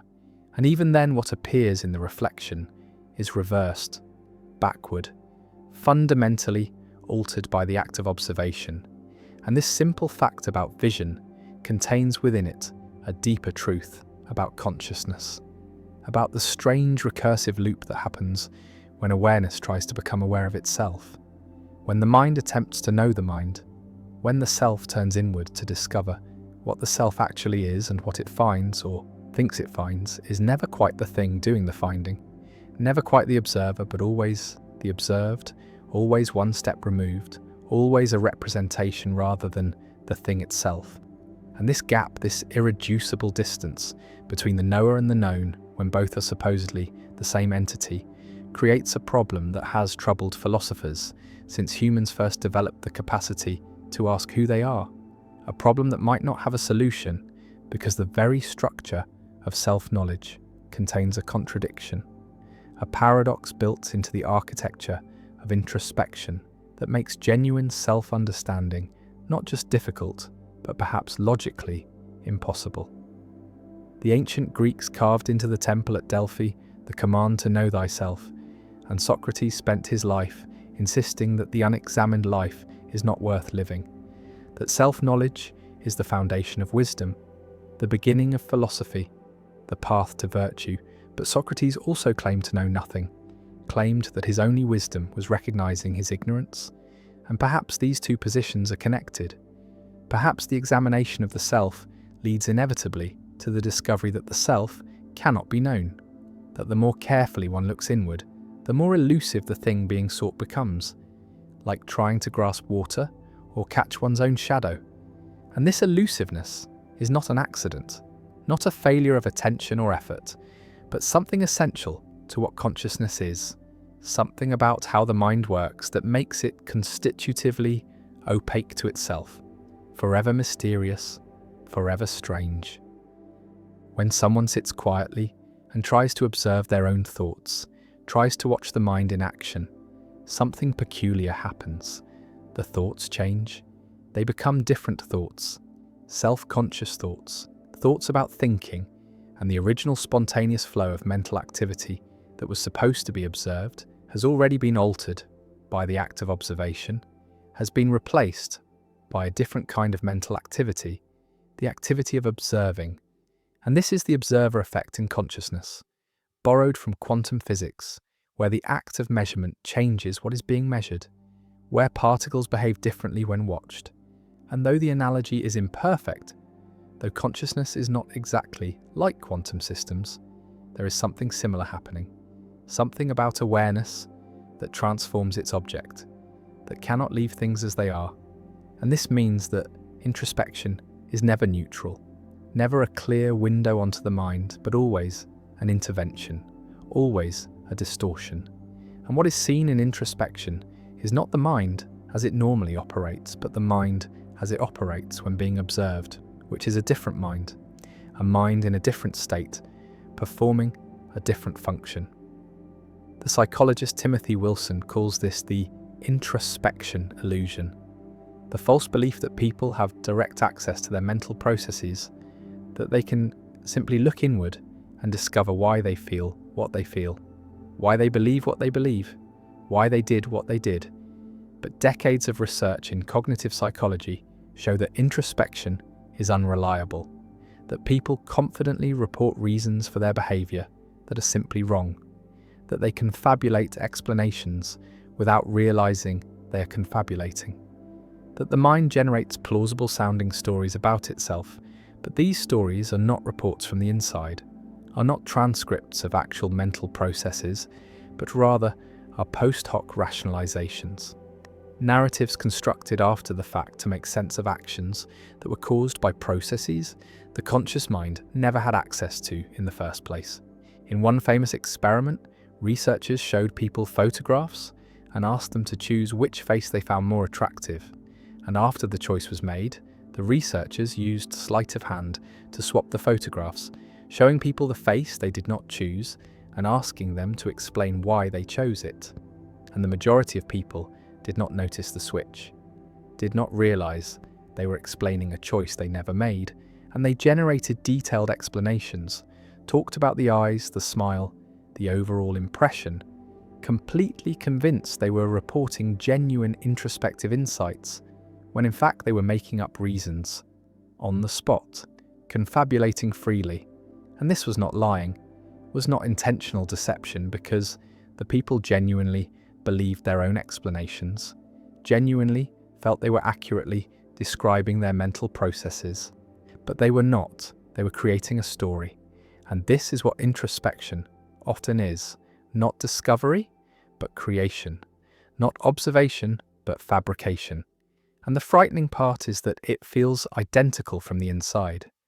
There is no phenomenological difference between genuine self-knowledge and convincing self-deception.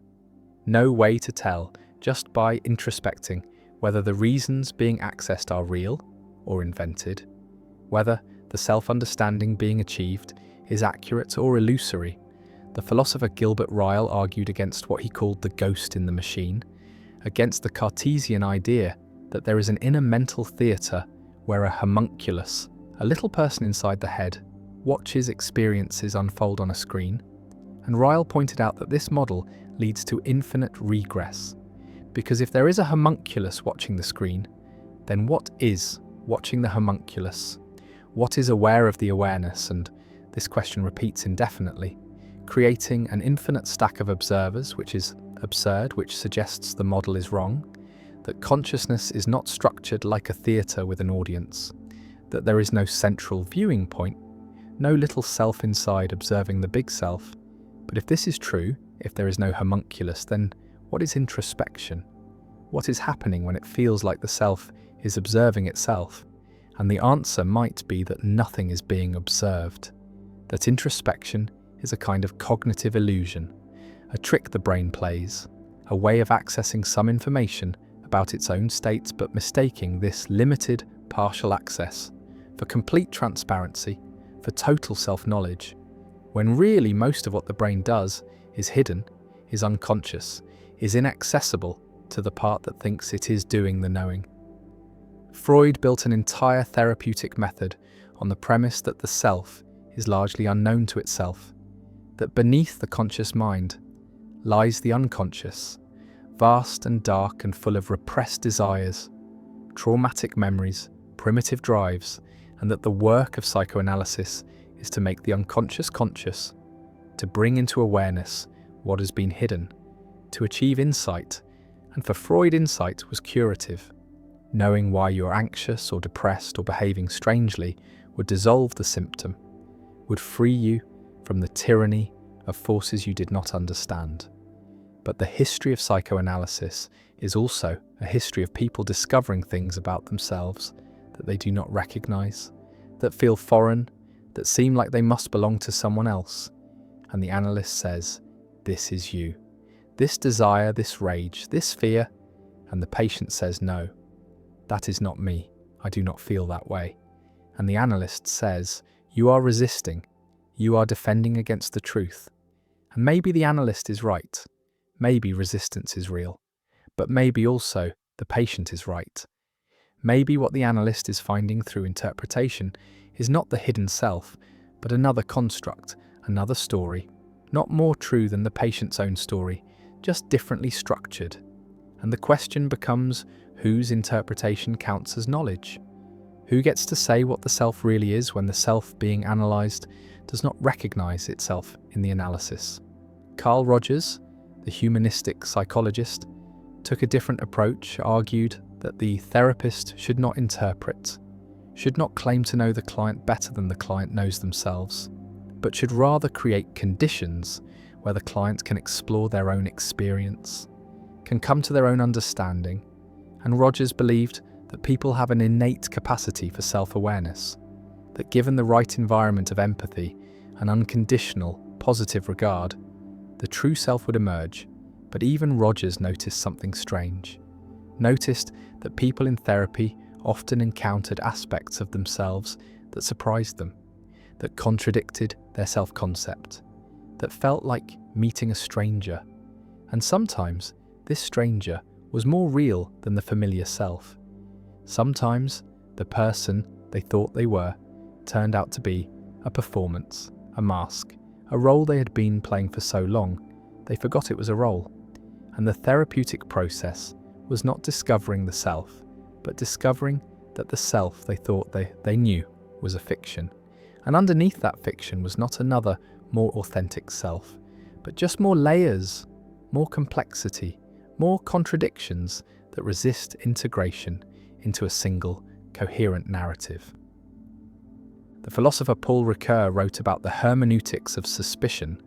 about thinkers like Marx and Nietzsche and Freud, who taught that consciousness is false consciousness, that what people believe about themselves is ideology or rationalization or symptom, that the surface meaning is never the real meaning, that everything must be interpreted, decoded, suspected,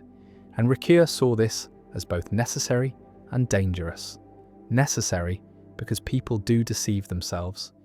do operate under illusions, but dangerous because it leads to a paranoid style of thinking where nothing is taken at face value, where every claim to self-knowledge is dismissed as naive, where the expert, the analyst, the critical theorist always knows better than the person living the life. And this dynamic is a power dynamic, is a way of invalidating someone's experience, of saying, you do not know yourself, but I know you. And Ricoeur tried to balance the hermeneutics of suspicion with a hermeneutics of trust, tried to preserve the possibility that people sometimes do know themselves,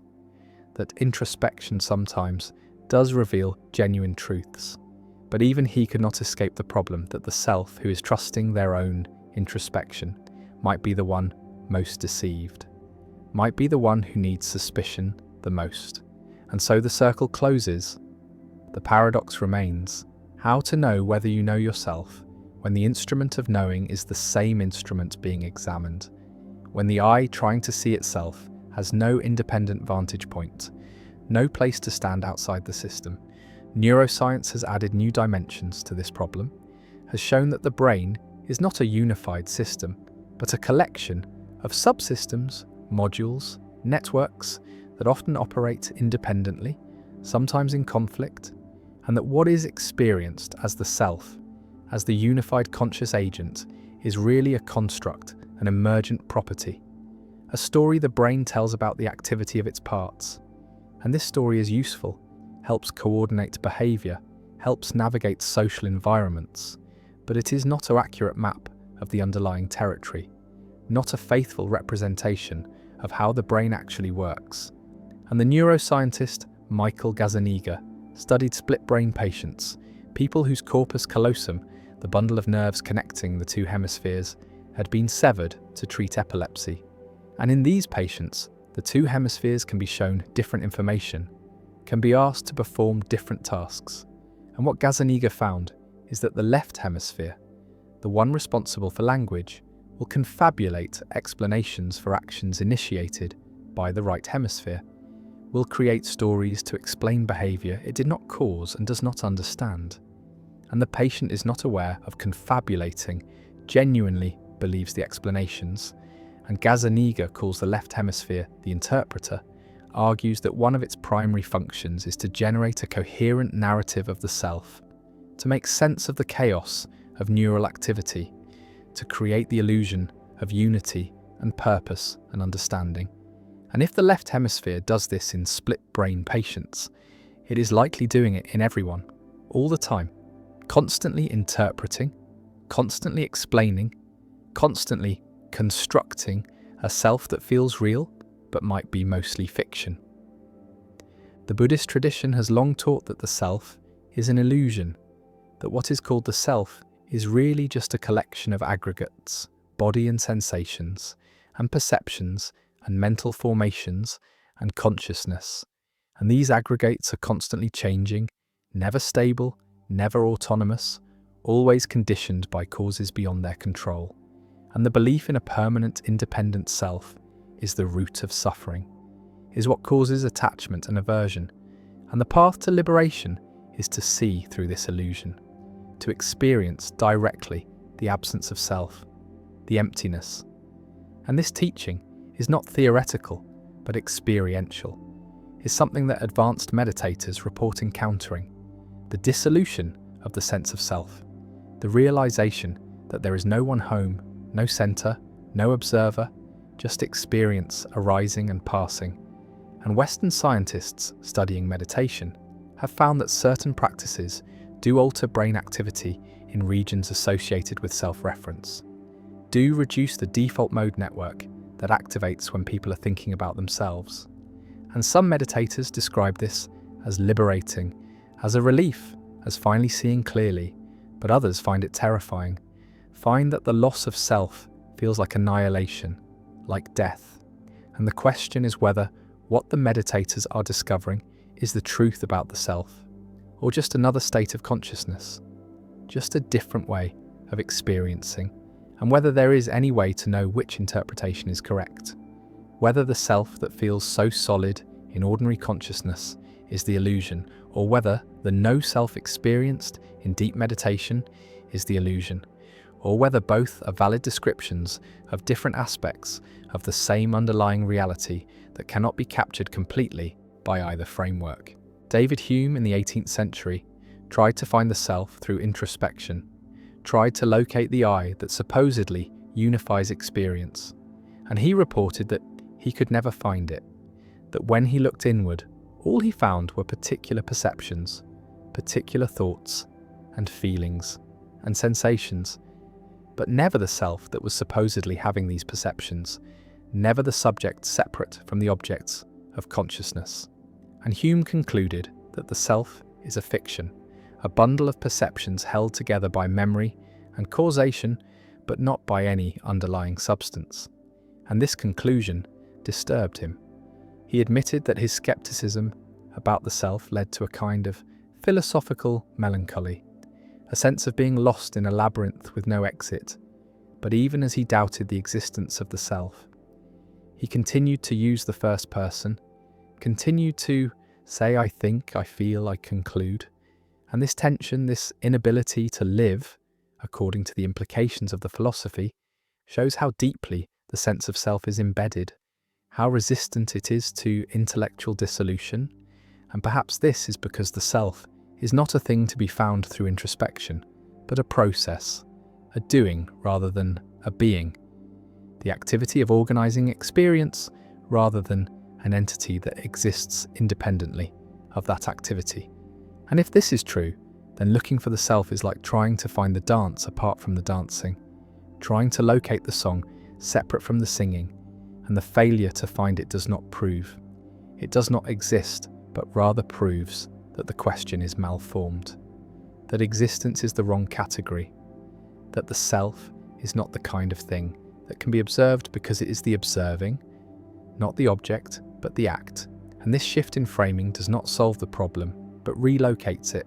makes the question not whether the self exists, but what kind of thing it is,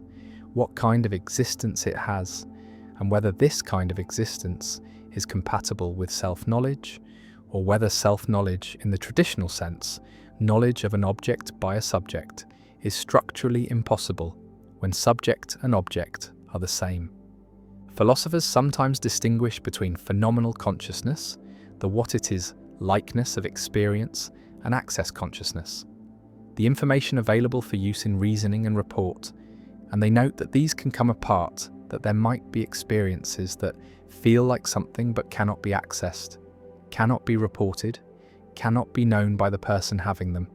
And this suggests that consciousness is not transparent to itself, that there are aspects of subjective experience that are hidden even from the subject.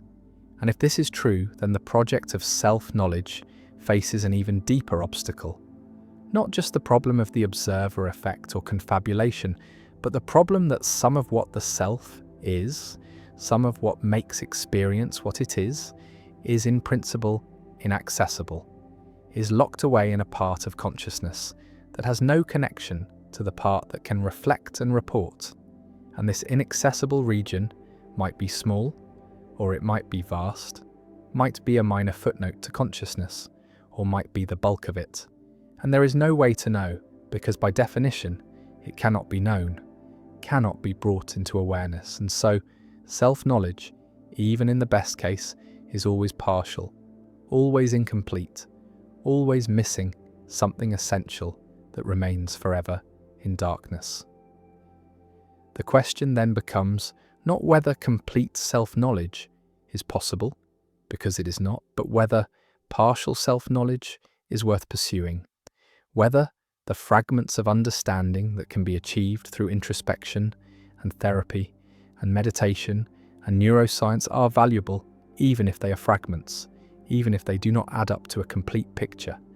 And the answer might be yes, might be that partial knowledge is better than none, that understanding some of the forces shaping thought and behaviour is better than understanding nothing, that the attempt to know the self, even if it cannot fully succeed, makes life more deliberate, more examined, more awake, and this is what Socrates might have meant. Not that self-knowledge is achievable, but that the examination is valuable, that the questioning itself, the refusal to accept the surface, the insistence on looking deeper, even when the depths remain murky, is what distinguishes a life worth living from a life lived in automaticity, in habit, in the sleep of unexamined assumption. And perhaps the paradox of self-knowledge is not a problem to be solved, but a tension to be inhabited, a recognition that the self is always both knower and unknown, always both transparent and opaque, always both intimate and strange, and that this dual nature is not a bug, but a feature, not a limitation, but the condition of being the kind of creature that can ask who it is, that can turn awareness back on itself, even if the turn is never complete, even if the circle never closes, even if the eye can never fully see itself, and must remain forever partially blind to its own nature. Belief does not wait for evidence, does not require justification, does not emerge from careful reasoning, but appears fully formed,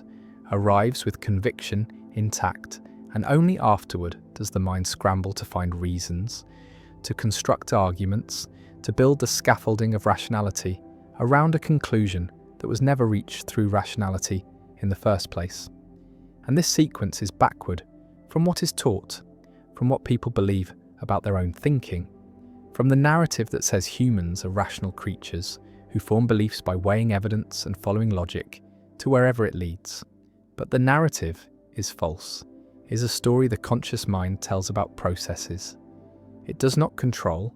and barely witnesses, because the formation of belief happens beneath awareness, happens in systems that operate according to principles that have nothing to do with truth and everything to do with survival, with coalition, with identity, with the deep need to belong to a group and signal loyalty to that group through the adoption of its beliefs. And the adoption is not chosen, is not deliberate, is automatic, is the result of exposure and repetition and emotional resonance. And once a belief is formed, it becomes self-protecting, becomes resistant to challenge, becomes the lens through which all subsequent information is filtered. And the filter is not neutral, does not simply organize data, but actively distorts it, amplifies what confirms, and minimizes what contradicts. And this distortion is not dishonesty, but cognition, is the normal operation of a mind that is not designed to find truth, but to maintain coherence, to protect existing beliefs from disintegration, to avoid the cognitive and social costs of changing one's mind. And the costs are often higher than the costs of being wrong, because being wrong in private is invisible, but changing one's mind in public is betrayal, is defection, is the signal that one is unreliable, is not committed, is willing to abandon the group. And groups punish this, punish uncertainty, punish the appearance of wavering, reward certainty even when the certainty is unjustified, especially when it is unjustified. Because justified certainty requires evidence, and evidence is ambiguous, and ambiguity is threatening to group cohesion, but unjustified certainty, certainty that comes from faith, from commitment, from identity, is the strongest signal of loyalty, is the proof that one believes not because the evidence compels, but because the group demands, and this demand is the engine of belief, is what makes convictions stick, what makes them resistant to argument, what makes smart people believe wrong things, not despite their intelligence, but because of it. Because intelligence is a tool, and tools can be used for any purpose, including the purpose of defending beliefs that were never formed through intelligence in the first place. And the defense is sophisticated, is elaborate, is often more complex than the defenses offered by less intelligent believers, because the intelligent mind has more resources, more information, more ability to construct rationalizations that sound convincing, that appear logical, that give the impression of having been arrived at through careful thought when really they are working backward from a conclusion that was never in question. And the conclusion was never in question because it was not a conclusion but a premise, was not the end of reasoning but the beginning, was the starting point that determined which evidence would be noticed, which arguments would be persuasive, which authorities would be trusted. And trust is not distributed evenly across all sources, but is allocated according to alignment, according to whether the source supports the belief or challenges it. And sources that support are credible, are reliable, are worth listening to, while sources that challenge are biased, are corrupt, are motivated by hidden agendas. And this asymmetry is not recognized by the believer, is not seen as bias but as discernment, as the ability to distinguish good information from bad. And the distinguishing is easy because good information is information that confirms, and bad information is information that contradicts. And this is motivated reasoning, is the process by which the mind arrives at the conclusions it wants to arrive at while maintaining the illusion of objectivity, the sense that the conclusion was forced by evidence rather than selected in advance, and the illusion is convincing, is believed by the person doing the reasoning, is not cynical manipulation, but sincere self-deception, is the mind fooling itself, because being fooled is useful, is adaptive, is what allows people to hold beliefs with confidence, even when the beliefs are unsupported, and confidence is what matters socially, is what others respond to, is what makes a belief persuasive, not because it's true, but because it's held strongly, and strength of conviction is mistaken for strength of evidence, is treated as signal that the believer knows something, has access to information, has done the thinking, when really the strength comes from identity, from the fact that the belief is tied to who the person is, to what group they belong to what side they are on. And sides are not chosen through reasoning, are chosen through affiliation, through accidents of birth and circumstance, through exposure to certain narratives at formative moments. And once the side is chosen, the beliefs come with it, come as package, come as the price of membership. And the price is paid gladly, because membership is worth more than truth, is worth more than accuracy, is the thing that makes life meaningful, that provides identity, that offers protection. And protection requires conformity, requires that everyone in the group believes the same things, or at least claims to believe them. And the claiming becomes believing through repetition, through public commitment, through the performance of belief that eventually converts into genuine conviction. And the conversion happens without awareness, happens gradually, happens through the mechanism that psychologists call cognitive dissonance reduction, where the mind alters beliefs to match behavior because behavior is harder to change, is more visible, is more socially consequential, and so the internal adjusts to match the external, and what was performed becomes believed, and what was believed becomes identity. And identity is the deepest level, is the level at which challenge feels like attack, like assault on the self, and the self defends, mobilizes resources, recruits intelligence in service of protection, and intelligence is effective, is dangerous in this role, because it can construct arguments that are superficially compelling,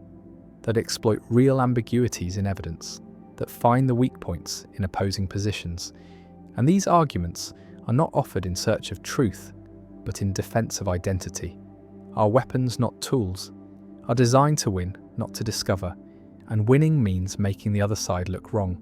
look foolish, look motivated by bias. And the accusation of bias is always available, is always applicable, because everyone is biased, everyone is motivated, everyone is reasoning from premises they did not choose and cannot justify except by appeal to other premises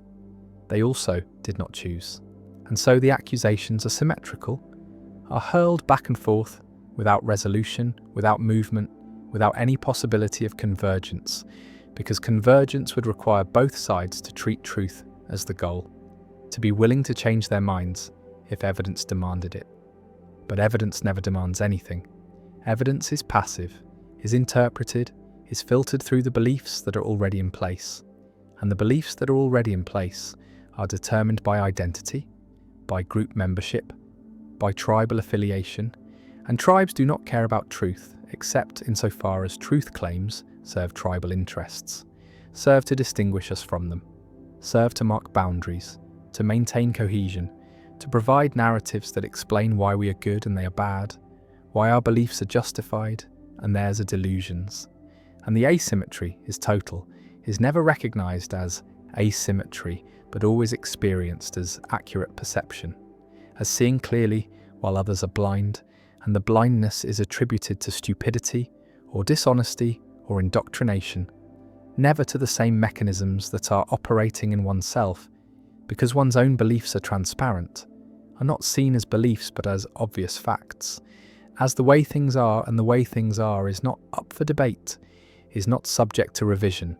is the foundation on which everything else is built, and challenging the foundation threatens the structure, threatens everything. And so the challenge is rejected, is deflected, is met with hostility or mockery, or the dismissal that treats the challenger as not worth engaging, as beneath consideration, as so obviously wrong that responding would be a waste of time. And the waste is avoided, the belief is preserved, the identity is protected, and life continues with certainty intact,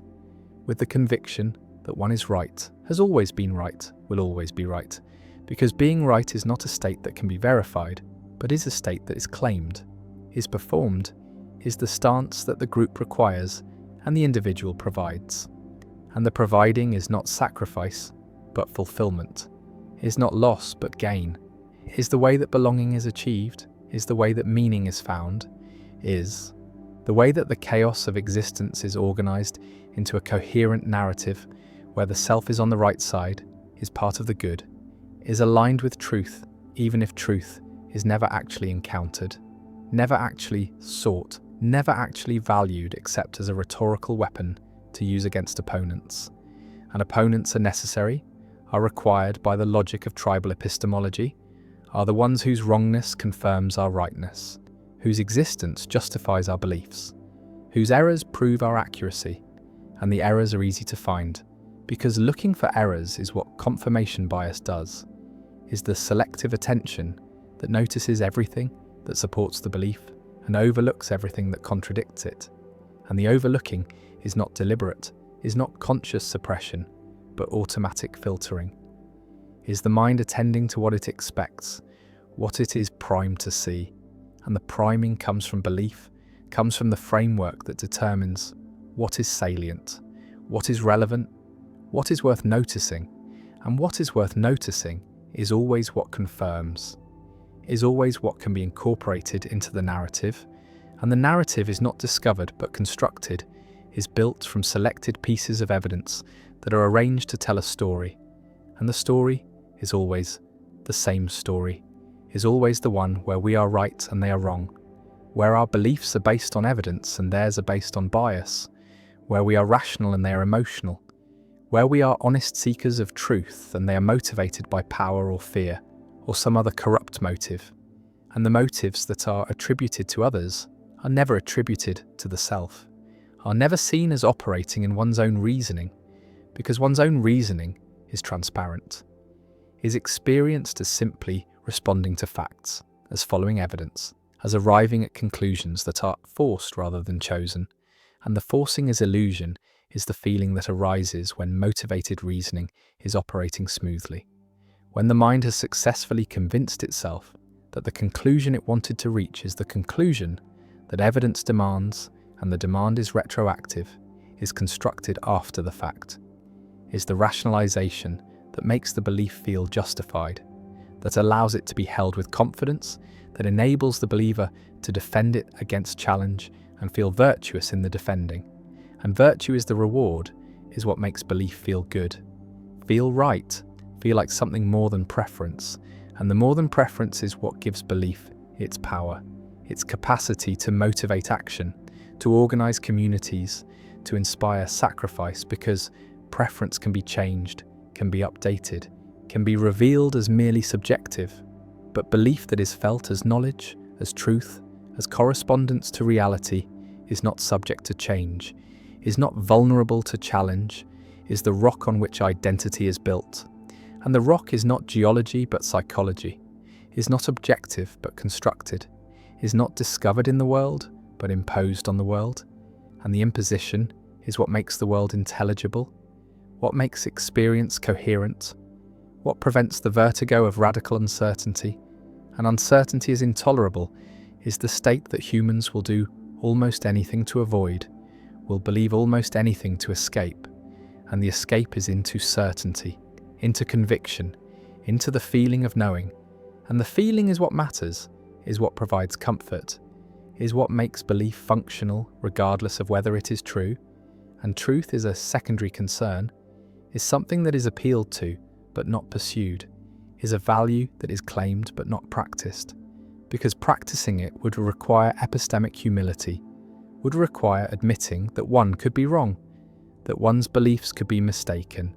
that the group could be misguided, and these admissions are costly, are signals of weakness, are invitations for opponents to attack. An attack is what happens when certainty is dropped, when doubt is expressed, when the fortress of belief shows cracks and the cracks are not tolerated, are repaired immediately, are filled with rationalizations and justifications, and appeals to authority. And authority is not expertise but alignment, is not knowledge but membership, is the voice of the group speaking through individuals who have internalized its beliefs so thoroughly that they cannot distinguish their own thoughts from the thoughts they were given, and the giving is not noticed, is not experienced as indoctrination, but as education, as the transmission of knowledge, as the inheritance of wisdom, And wisdom is what every group claims to possess, is the special access to truth that justifies its existence, that explains why belonging matters, why loyalty is required, why defection is unforgivable, and the unforgivable is treated with expulsion, with shunning, with the withdrawal of recognition that makes social existence possible, and the possibility of this withdrawal is what keeps believers in line, keeps them performing the beliefs, even when doubt arises, even when evidence contradicts, even when the rational part of the mind recognizes that the belief is unsupported, because the rational part is weak,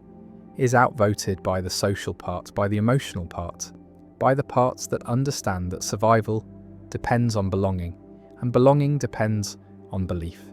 And so belief is maintained, is performed, is protected against challenge, not because it is true, but because it's necessary, is the price of membership, is the cost of identity, and the cost is paid continuously, is paid in the suppression of doubt, in the dismissal of contrary evidence, in the construction of elaborate rationalizations that allow the belief to persist despite its failures, despite its contradictions, despite the mounting evidence that it is wrong, and wrong is what every belief eventually becomes, is the fate of all convictions that are held rigidly, that refuse to update, that treat themselves as final, as complete, as not subject to revision, because the world changes, because evidence accumulates, because what was plausible becomes implausible, and the implausible becomes undeniable, and the undeniable is denied anyway, is rejected through the mechanisms of motivated reasoning that are so powerful, so sophisticated, so effective at maintaining belief in the face of counter-evidence that they can preserve convictions long after those convictions have ceased to correspond to anything in reality. And the lack of correspondence does not matter, does not affect the strength of belief, does not reduce confidence, because belief is not about correspondence, is not about mapping the world accurately, is about maintaining identity, maintaining belonging, maintaining the narratives that make the group cohere. And coherence is more important than accuracy, is more valuable than truth, is what holds communities together, what makes collective action possible, what allows humans to coordinate at scale. And scale requires shared belief, requires that everyone is operating from the same assumptions, the same frameworks, the same narratives, and the sharing is not achieved through evidence, but through repetition, through ritual, through the constant reinforcement of the beliefs that define the group. And the reinforcement is everywhere, is in the stories that are told, the heroes that are celebrated, the enemies that are vilified, the history that is remembered, and the history that is forgotten, and the remembering and forgetting are selective, are curated to support the narrative, to make the group look good, to make its beliefs seem justified, seem necessary, seem like the only reasonable position. And reasonableness is performance, is the appearance of having arrived at belief through rational process, when really the process is post hoc, is the construction of justification for conclusions that were reached through identity, through emotion, through the non-rational processes that govern most of human belief. And the most is almost all, is the vast majority of what people believe, is believed not because evidence compels, but because believing is required, is expected, is the condition of membership in the groups that provide meaning and purpose and protection. And without these groups, the individual is lost, is isolated, is without framework, without narrative, without the stories that make sense of suffering, that explain why things happen, that provide hope that the future will be better, or at least that the struggle is meaningful. And meaning is what belief provides, is the primary function, is more important than accuracy, more valuable than truth. Because humans can tolerate being wrong, but cannot tolerate meaninglessness, cannot survive without the sense that life is going somewhere, that actions matter, that the side they are on is the right side, and the right side is always the side they are on, is always the group they belong to, is determined by belonging rather than determining it. And this circularity is invisible, is not recognized as circularity, but experienced as logical necessity, as the way things obviously are. And the obvious is what is most suspect, is what most needs examination, is where belief is most rigid, most defended,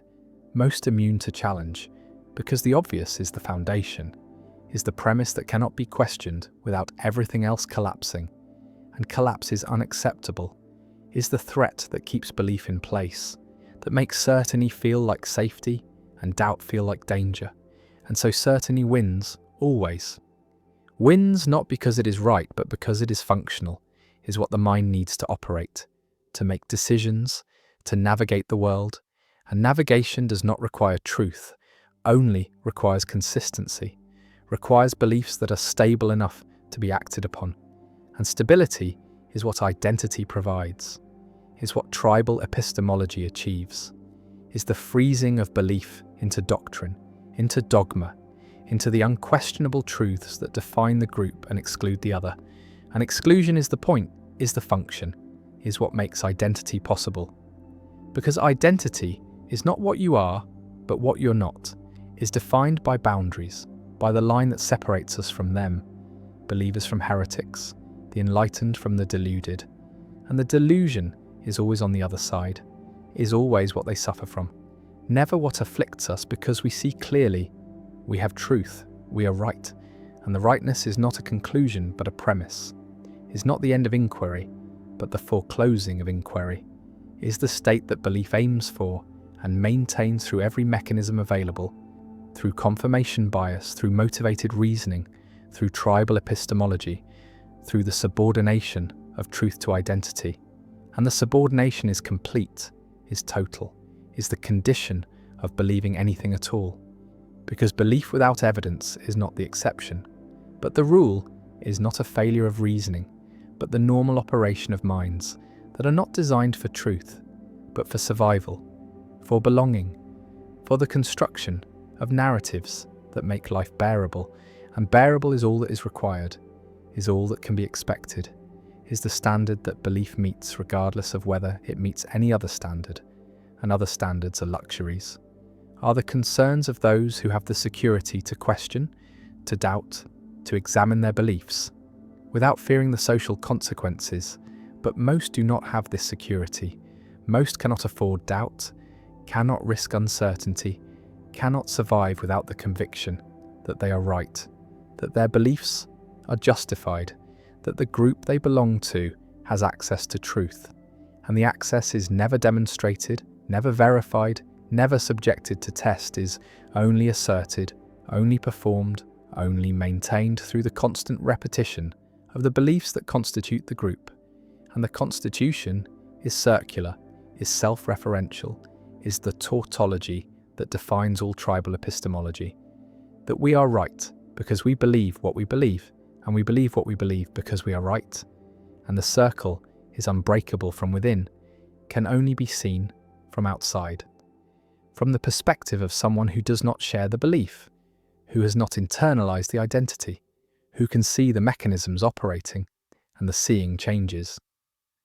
Nothing convinces no one, because the believer is not operating from evidence and cannot be swayed by evidence, is operating from identity and can only be swayed by changes in identity, by shifts in belonging, by the rare and difficult transformation that allows a person to leave one group and join another, to abandon one set of beliefs and adopt another. And the adoption is not reasoned, but is the same non-rational process operating in a different direction,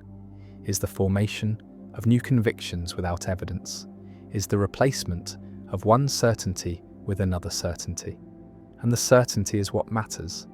is what the mind needs, is what belief provides, regardless of content, regardless of truth, regardless of anything except the function of making the world intelligible, making the self coherent, making belonging possible. And possibility is all that belief promises, is all that it delivers, is the opening of a space where life can be lived with conviction, with purpose, with the sense that one knows what is true and what is false, what is good and what is evil, what side to be on and what side to oppose, and the opposition is necessary, is required by the structure of belief. Is what makes belief matter? What gives it weight? What makes it worth defending, worth fighting for, worth holding on to, even when every rational consideration suggests it should be abandoned? Because abandoning belief is abandoning identity, is abandoning belonging, is abandoning meaning, and meaning is what makes existence tolerable, is what makes life worth living. And this worth is not measured in truth, but in function, not in correspondence, but in coherence, not in accuracy, but in the capacity to organize experience into narratives that can be shared, that can be believed, that can be held, with the conviction that comes not from evidence but from faith. And faith is not the opposite of reason, but its foundation is the ground on which all reasoning occurs, is the set of premises that cannot themselves be justified but must be assumed, must be taken on faith, must be believed without evidence, because evidence requires premises, and premises require faith, and the faith is inescapable, is built into the structure of belief, is what makes belief possible, is what makes the mechanics of belief mechanical, automatic, operating below awareness, producing convictions that arrive fully formed and are only later dressed in the clothing of reason, given the appearance of having been derived from evidence when really they were derived from identity, from belonging, from the deep and desperate human need to be part of something larger, to believe something strongly, to know with certainty, even if the knowing is illusion, and the certainty is performance, and the belief is wrong.